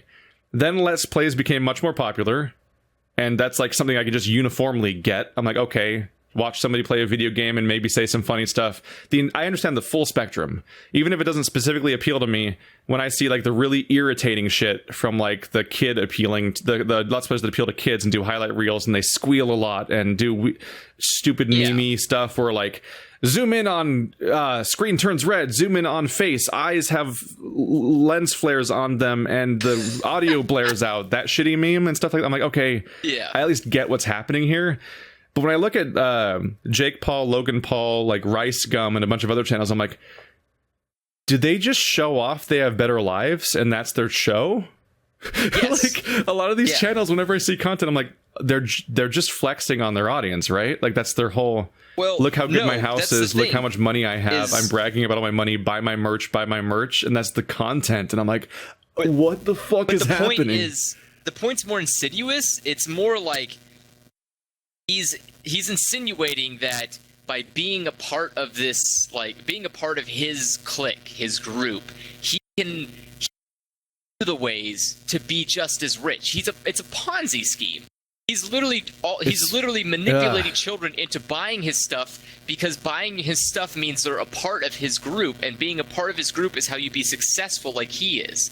I guess it's like the American dream concept, where people talk about like there's no such thing as poor Americans. There's just the idea that like failures, or more specifically, it's that people don't consider themselves to be poor. They consider themselves to be like almost like they're temporarily held back millionaires. And like they're gonna get their way to the top, and so that's why they won't hate on anyone who's rich, is because they want to be that, or they'll follow, or like they'll obsessively follow people who all they seem to do is just show off what they have all day. And I'm just like, I don't understand. I'm so confused and baffled. Like I watched, there's a YouTuber I watched, and their answer is to give them more money. Keep giving me more money, even though all my videos are about how I'm obscenely rich and literally don't have a use for all this money.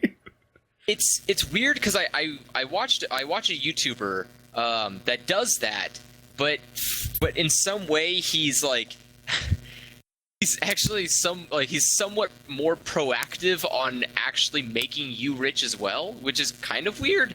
The idea is he's a stock trader. So I watch a guy who does day trading. Yeah. And I do it because he actually is good at day trading, and he does give you good advice on day trading.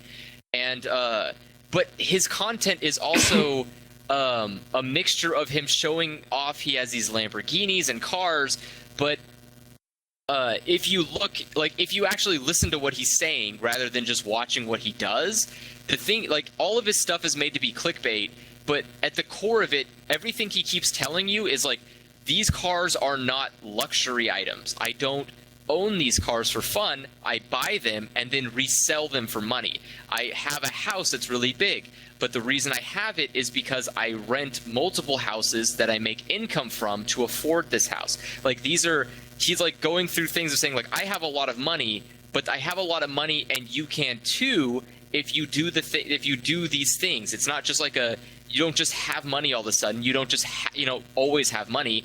It's passive income is how you make a lot of money. You need to, like, be doing more than just making YouTube videos or selling stock. Like, you can't just live your entire life doing one thing and hoping it makes you rich. But, like, it's so weird because he delivers it in a Jake Paul fashion where if you're not if you're a child watching his videos, you would have no idea. Like, you would just see him driving a Lamborghini and go, like, that could be me, and you would just do whatever he said. But, like, adult, you can look at it and go, oh, I get it. You're buying old cars, fixing them up, selling them, back. You're buying, like, real estate. You live in that real estate, and then when you can find someone to buy it, you then move out and go to a new place. Like, he's not living in a mansion every day. He's living in a place until he sells it and then buys a new place to live in until he sells it. Like, he's just flipping his life. And it's like, to a degree, like, I don't think I would like to live that way, but I see why he's rich. He's rich because he's putting in a lot of effort to do it. He's not just yelling at kids to buy merchandise. Like, but it's weird. I get the parasocial stuff, like, it manifests in so many confusing ways where, like, I'm just losing my sanity over it. Like, I've lost sleep over thinking about this kind of shit, basically, where it's like, I don't want you're in that to position? hurt. Well, I think about how I present myself and do a bunch of things, because one of the biggest things that muddies this is that, like, I don't have merch. I'm not flogging things at people. And I don't, like, pretend to be someone's emotional support animal or anything like that. But I do have a Patreon, which means I'm asking for people to support what I do. And that makes things really tricky to try to navigate. And so I just, it's this thing where I don't want to hurt my audience, and I don't want my audience to hurt me. Like, both sides are true. Like, there's the Boogie and Meg situation where, like, I don't want to encourage anyone into thinking that anything like that's vaguely acceptable. And what is it? I think of, like, people talk about, like, I think it was CGP Grey talked about getting on a flight or something like that. He mentioned that on like Twitter or something, and then somebody met them at his destination. And it's like, and didn't realize till, like, mid conversation that they'd done something weird that you shouldn't do. Yeah, that is not, that kind of stuff. That is not okay. Yeah. But also, like, I don't want people to do, like, oh God, like, the children that are, like, emotionally distraught over Jake Paul and we need to raise money for him and stuff like that. I'm just like, I also don't want people to be doing shit for me because they feel like they owe me a personal, like, debt because they're my friend or something. I'm trying to keep, like, a buffer, which is weird because I have like a Q&A and a podcast and a Patreon and everything, where it's like I'm trying to. It manifests in really specific, weird ways. Like, if somebody direct messages me on Discord, I don't respond. Yeah. It's really? Like, you can talk to me publicly. You can talk to me publicly on Discord, and you can talk to me in the comments section of my videos, and you can send me a Q&A video question for me to answer publicly on the Q&A series and stuff like that. But I don't encourage people, because if I respond to people, I encourage the behavior. And then we'll be having conversations privately, which has two problems. One, I can't have a one-on-one conversation with everybody who feels like having a one-on-one conversation with me on my work schedule. But also, I don't want to encourage one-on-one, like, relationships with anybody. Like, because that feels like there's so many negative ways for that to go. Partly because it has gone bad before. Like, we've talked about this before, where, like, And it's not, and like there have been multiple people in the past that became like strangely obsessive and had like a like manufactured relationship with me, basically, that I did almost nothing to encourage at all. And I didn't benefit from it. I didn't do anything to take advantage of the situation. It was just like a weird, like, and then eventually, like, they, like, when they're told no, they get mad or something. And I'm like, I don't know what you thought was happening, but there's nothing, this isn't a thing. And so, like, that's the additional layer, is like, I see people get literally their lives threatened by these relationships. I see people take advantage of their audiences with these relationships. And I also see the people that I've somehow managed to, like, freak out in real, like, already and stuff like that. And I'm like, it's real fucking weird trying to figure out how to navigate this stuff, where it's like, I think about it a lot. It's weird. I can tell. Yeah. I live with, I guess I live my life in such a bad way that I never put those kind of thought, like, I had someone message me on Twitter recently, and they private messaged me on Twitter, and they said, hey, I watch a lot of a lot of your videos. I live in Dubai. That's crazy that you live here now.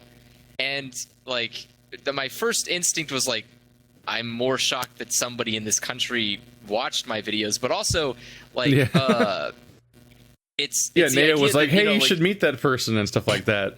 Yeah, and like and even that person was like, hey, do you ever want to meet up or something like that? And like, there's a part of me that goes like, well, I am new to a country. Meeting somebody here is not a bad idea.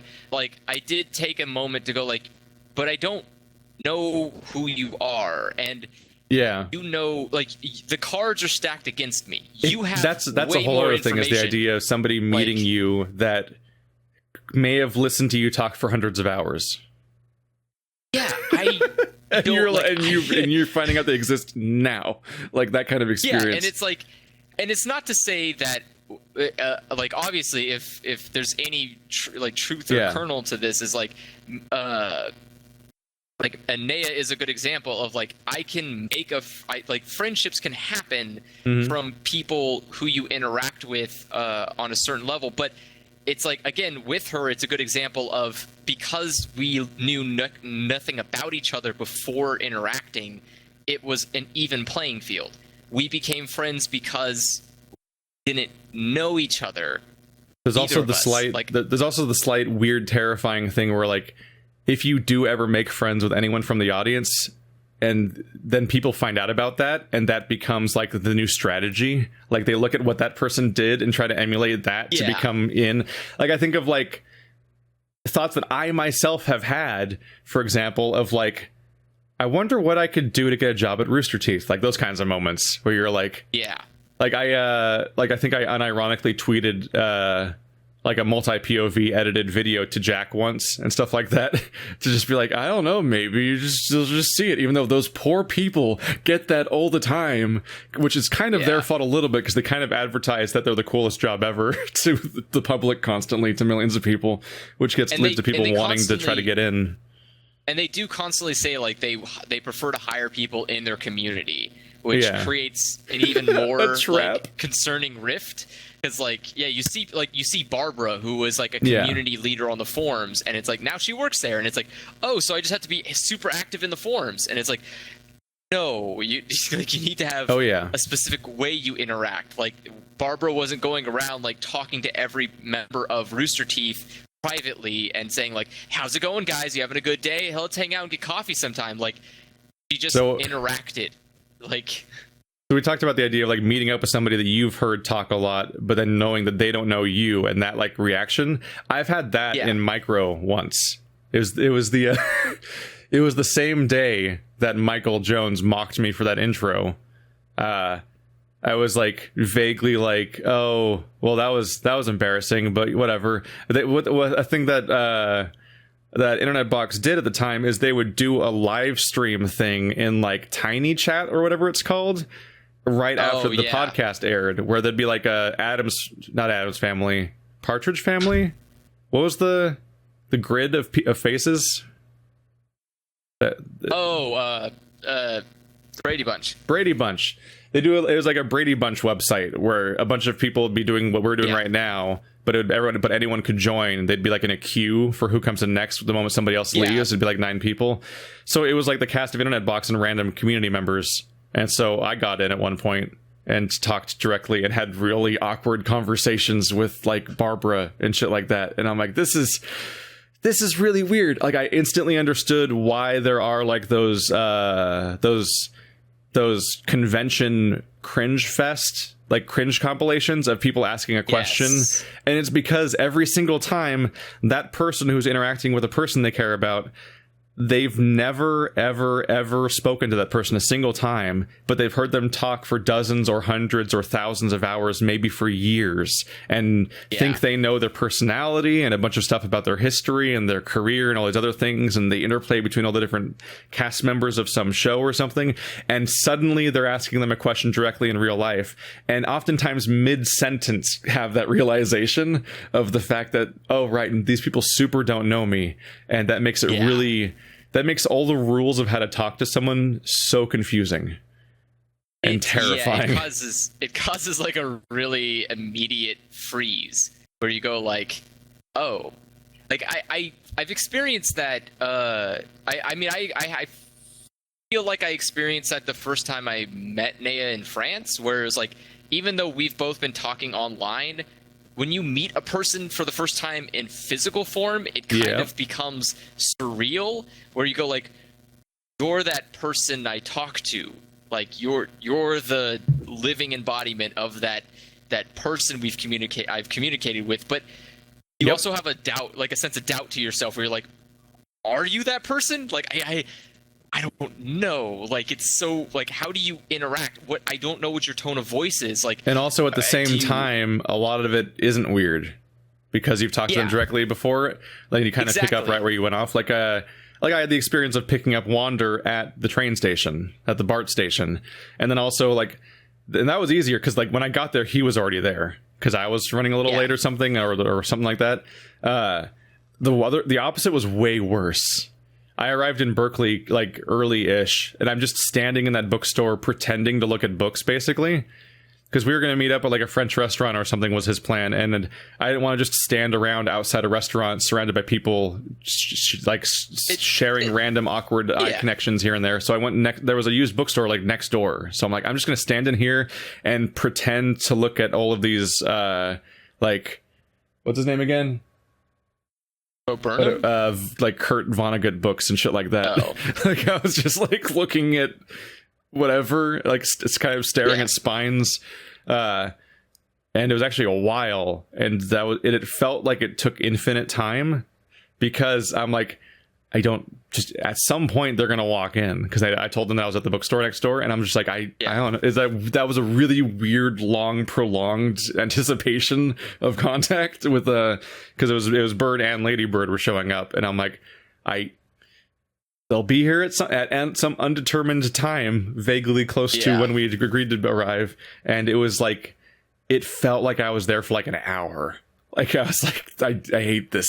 And almost immediately you're just like, oh yeah, hey, we're just hanging out with this person I've known for like 5 years, and it's not really a big deal. But it's it's a real like social pressure moment when you're waiting for the encounter, and then also questioning yourself and everything about how you carry yourself, or what you're going to wear that day, or how you like, what if because the default thing is you're going to think that this person that already likes you is going to instantly find a reason to hate you the moment you meet them. Like some sort of weird imposter syndrome for not even careers, just who you like, oh shit, he actually sucked this whole time. Like, they're going to realize that on the fly. Yes. Yeah. I will be honest, I still do that today. Like, I had like, to put it into perspective, I had dinner, I didn't have dinner. I needed to go cook food because my place I don't have enough actual cooking ware here. Mm-hmm. So I just wanted to make some fucking basic ass breaded chicken for dinner, and so I went to Nea's house to do that. And when I left that night, like, we had a good time. I cooked food, we all ate food, played some games. I left. The moment I got in my car, I was like, this was a bad idea. Why did I do that? Like, this is rude. That they're trying to live their lives. I should have just gone to the store and I should have just bought the fucking thing I needed. Why did I even bother them? And like, I immediately felt the need to like go and message her and be like, sorry to bother you. I appreciate you letting me come over, but like, I'll try not to do it again. I'll just go buy the things I need. And she's like, what happened? Is everything okay? It's like, there's so many. I don't know. I feel like there's so much room to get in your own head about social interactions. It's weird. And it's like, and again, this is a person I've talked to for 2 years. It's not like a stranger I showed up in a week. Like, I've known this person for years, and I still just like every move I make, I hesitate on if doing something weird. Is if it's like, am I going over bounds? Am I like, I have a question about visas. Here's a weird fun reveal that you don't know. I once was outside your house and then left. When? Like, not during a recording day or anything. What? I was just like in the area for like, I think a family thing, and I drove by your house and your house was full of people. And I just like, I second guessed everything, and then I just kept driving and went home. I think I saw at the very least Mackenzie there. I think he might have been in uniform. So it might have even been like a thing. So I was like, oh, there's like a thing happening here. And then I just drove home.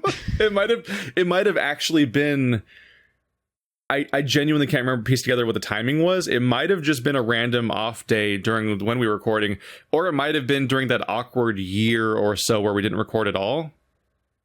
Like the year where a bunch of life changes happened and so on, and I moved and other things happened, and we had not reestablished recording, like when we started again with like Sonic Unleashed or something like that, or whatever it was. We started off with like a Sonic game and like Alone in the Dark and shit, but like for like almost a year we didn't record. It might have been in the middle of that. I randomly like stopped by your house because I was in the area, and I looked in your front door, and like you had the door itself was open, so it was like the screen was all that was in the way. The screen, yeah. And so I could just see into your house, and there was just like a crowd of people in there, and I just left. What? And it might have been like in the middle of us not really talking because like we were on like break for a while for a number of reasons that weren't. When I say it that way, it sounds like we had a feud. Yeah, I was like, not what was happening. Think, like, wait, what? No, we were just going through life changes and busy and shit, and we just didn't record for like 8 months or something. That's crazy. It was also because I was working a full-time job here while running my channel for like a while, and that was like that was so busy. That's still weird to me that you would not just. I don't know. I guess in my head, because we get in our heads about social things on so many levels. Yeah. I guess in my head it seems weird because and I guess that's the same. I can imagine it now, like the same reaction Naya has, which is like I'll just surprise him. Oh, what's happening? Yeah, and like I did that. I did the same thing. Like I had I wanted to drop something off at her place, and I like held on to it for a couple of days because I was like, how do I just say I want to drop something off at your fucking house? Because like, do I need to coordinate with someone to be there so I can drop it off? Can I just show up and leave it at your door? Would that be weird? Should I leave it at the door with a note to explain that it's from me and not like a bomb? Like, I'll just not give it to them. It's like that was the answer. It was like the best solution is to just not do it. And eventually it was like, oh, I guess, like eventually it was a situation where I was going to come over anyways for something, and it was like, can I just bring this thing I have that I want to give? And it's like, oh yeah, just do that. And it's like, okay. But like, why can't you just, I don't like, and in my head, the worst part too is I know that if I'm in, overstepping bounds, if I'm being too annoying or something, I'll be told. I'll be told flat out, like, hey, could you give me some, could you back off? You've been a little too, like around too much, kind of. I know that's like, like we're adults. It's not like high school. I don't have to like play the game of like, okay, I gotta keep in good graces with like, this group. How do I get in with this crowd? Yeah. So like, I know if I piss Naya off, she'll just tell me, hey, you pissed me off, or if I trying to come over too much, she's like, hey, look, I just don't want to see people. I want to just hang out. I will know. and it's not going to hurt my feelings. I'll just be like, whew, thank God you told me, so now I don't have to worry about it. Yeah. But because she doesn't give me a status update like Twitter every second, every moment that I have a thought of like, can I ask if I can go and, you know, like, and like borrow their kitchen for like just to make this meal for the evening? Because I can't just know exactly what the response would be immediately. My default response is, I just don't bother asking. Like, just don't do it. And there's no reason to. This might be the realest episode of this podcast. It's painful. We're just getting into the inner workings of social brain shit. Yeah, and to touch on what you're talking about with Discord, I'm the opposite. Where like I've talked to, I would say, at least half of the people that are active in Discord. I've talked to them privately, and I never have thoughts about that. Like I never take a second to go like, is this okay? Is this weird? You know, blah, blah, blah. But it's like, I guess to some degree, because they're people that I like when I was making videos, it's not people I would have on the channel. And at the same time, it's like, I guess I never, because they're all people that I know don't live nearby me, I just don't have that threat indicator. Like, I know Mona lives too far away to get me. 15 lives in Croatia. There's no fucking way the kid's gonna get me. Like, he's not gonna get on a plane and stab me. So like, I guess I don't have the reserve about that, but at the same time, it's like, I don't know. Now I question, like, is it parasocial? Is there some degree to that? I don't know anymore. I couldn't tell you because I don't know. There's so many levels of weird. Yeah, like I'm trying to think back now, like, is it weird? Like is well, it a parasocial relationship's entirely one-sided, whereas in the specific example you're giving, you're talking about somebody that you've literally hung out with and played Destiny and Diablo with for like dozens of hours and talked to for years at this point. Well, yeah, but the problem is, like, it started with just a, but talking with Mona wasn't something. It's not like Nea, where I talked with him before he knew who I was. He knew who I was before talking to him. So it's that weird of like, well, did I somehow break the curve where I was like, it could have been parasocial, but then I just really suck at social situations, so it couldn't become that, and it just diverged into a regular friendship. Like, can you counter parasocial by being sucky at social situations? It reminds me of a question that came up, I think, in Dear Hank and John or something like that, or I don't know, it was that podcast. I'm preempting that I might have to paraphrase the question, where it was something along the lines of like, I've been dating this guy for years and we're getting ready to be engaged. When should I tell him that I went into this being a fan of his? And it's like, oh no, you kept that a secret? That changes the entire dynamic of your relationship, and you've been keeping it a secret the whole time. Like, that kind of weird. Like, it's really fucked up. Yeah, like the weird question of like, are we just two random people that have met each other, or are you specifically like a fan of my internet following that's keeping that a secret to make this not weird, but actually making it like massively more weird down the line? Like, I'll be honest, I went to like a meetup thing here in Dubai where it's like people who are like expats, people from just to all make over contact the world. with other people just to that are not locals. Contact with other locals and be like, and so I went there and I met a bunch of people and one of the things that people would ask is like, oh, what kind of hobbies do you have? What kind of like interests and stuff? And I realized I found myself having to like not talk about YouTube. Like, I didn't want to talk about it. It's a weird conversation.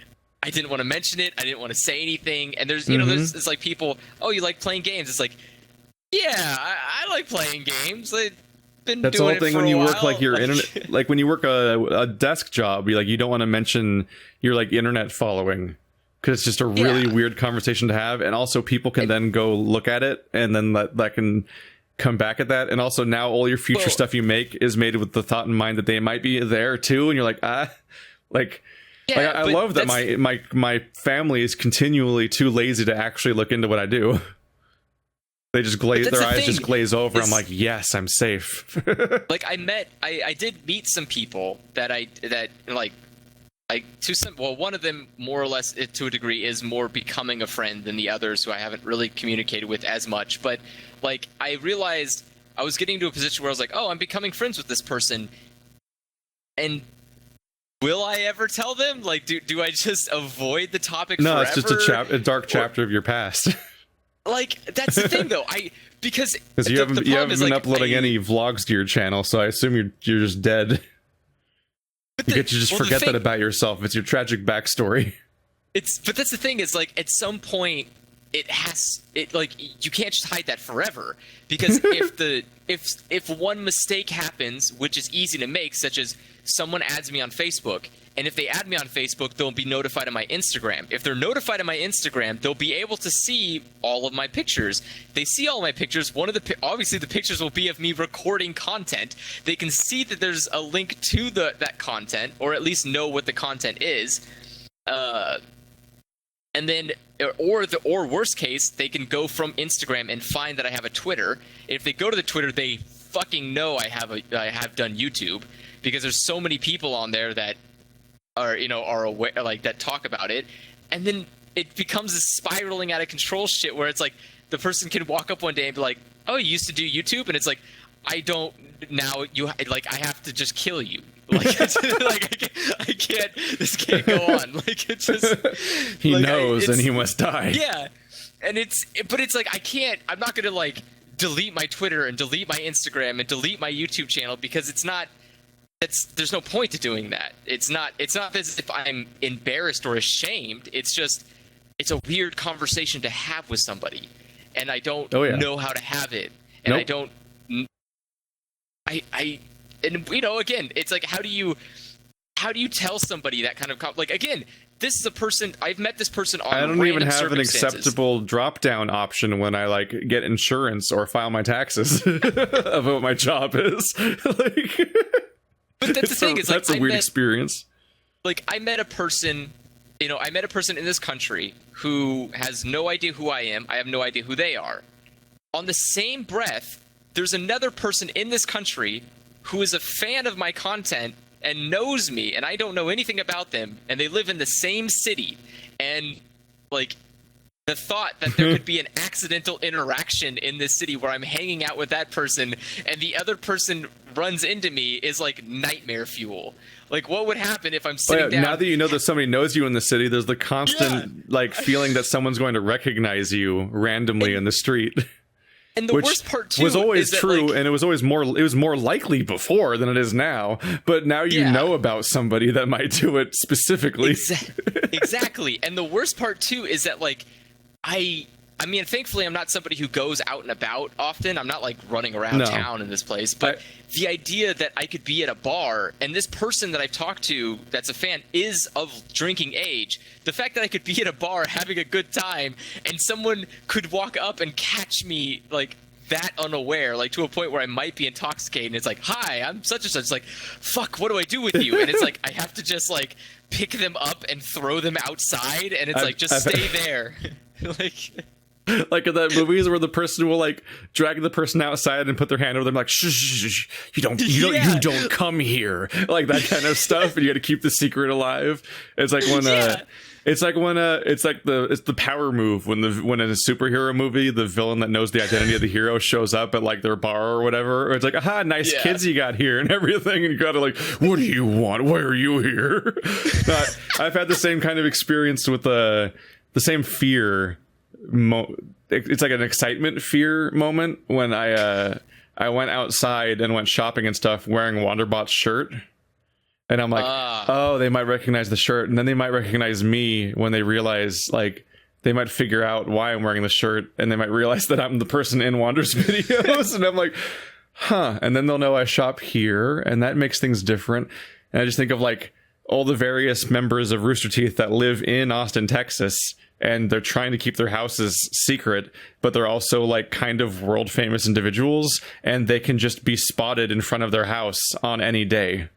And then that's on Reddit. And then that's on Reddit. And then it's like, oh, we know where Jack lives now. And I'm like, this is a weird life. It's a real weird one. Yeah, it's a real weird setup that I fell into accidentally as an introvert. The other thing, yeah, you're right. The other thing, I don't have the personality type for this. And the other thing I realized that I have to be like hyper careful of is Twitter and Instagram really want to like find out exactly where you are to like an unhealthy level where like Instagram will be like, I know the name of that apartment building. You want to tag it? And I'm like, no, that's not how this works. Don't do that. Not do that. And I get so weirded out by how often I'll open Facebook and everyone's Facebook posts are like maps. And I'm like, why are you posting maps of your daily whereabouts? That's fucking weird. Like, I'm not gonna hide the fact, like, obviously it's not a secret I'm in Dubai. Yeah. But you don't need to know where the fuck in a major city I am. Like, I don't want you to, like, pinpoint the location and be like, hey, everyone, you can go to Andrew's house. He's right here. And it's like, no. Like, no. And I feel like that's the worst part. What's weird is, like, it seemed like people will see why we're weirded out by that stuff, obviously. Yeah. But I feel like everyone should be. Everyone why is anyone should be that way. I don't know why I keep seeing people post, like, a map of their whereabouts on Facebook. I'm like, why are you doing that? What do you just... Why? What was the point of that? Like some random, like all sorts of random people could just find that most of the time. And also people that might want to break into your house know when you're on vacation and stuff like that. And like and especially like I did that, for like Instagram's a good example where if I go somewhere, say like a bar or a restaurant or a bowling alley, and I take a picture there and I want to tag like, hey, we are at this place, I'll do it when I'm gone. Like, the moment I leave... Yeah, you post it way afterwards. Yeah, I'll post it hours after I'm gone. So that way it's like, worst case scenario, someone could follow a bread trail and be like, oh, he was at this bowling alley. But it's like, yeah, like 7 hours ago, maybe 2 weeks ago. I'm going to put on my duster and solve this one. Yeah, but it's like, and it's usually places I won't go back again. Like, I tagged an Instagram that I went to an amusement park here. And I was like... Good luck. I'm not going back to that amusement park. I've been there once. It's like Six Flags. Now it's dead to me. Yeah, it's dead to me. And it's like that's the thing. It's like I don't have to worry someone will come up. And I didn't post those pictures until I was way like the next day, basically. Yeah. So it's like you're not going to run into me at the place. And I talked to the person from Twitter, and he was like, "Oh, I was just there recently." It's like that's why I don't do this. Like that's just exactly why. Oh, the audio is so bad. It's just like that could have been so bad. Like the last thing I want to do is get on a roller coaster, turn to my left, and the person's like, I watch you on YouTube. Fuck. Like, how do you just like wait to the loop-de-loop and pull the emergency lever and open it up and hope it kills you? Like, is that how you solve that? Because like that would be the worst situation imaginable, is someone being stuck next to you in a ride or an Uber or something, and it's just like, I know who you are. We're gonna have a fun ride. And it's like, no, this is not what I want. All right, I think we gotta cut it here. You're like, I'll probably be asleep in a couple hours, and that was like 3 hours ago. Yeah, it's fine. I need to go edit and then render a video that was supposed to go up 40 minutes ago. Yeah, I'm on top of things. This was very spontaneous. We just randomly started doing this because we were random, like, let's test out recording a Let's Play, and then that test failed. We'll work on that. And then then I was like, hey, we should do a little recording to show that you're still alive, since people ask about you. And I thought maybe 40 minutes, and it's like, we're like over 2 hours in now. Keeping that podcast strength alive. Yeah, it's true. So yeah, this is about par for the course for our podcast. I guess you guys could still send in questions about like Dubai and shit. We'll probably do more of these at some point. We don't have like a new plan in place for a schedule or anything, but this is largely worked. So maybe the podcast will come back. I haven't planned any of this. I was just trying to figure out how to record a Let's Play. I'll go buy batteries tomorur, so this won't be an issue. We'll see you all guys next time. I'm trying to trick Andrew into playing another visual novel. Good luck. You already said yes.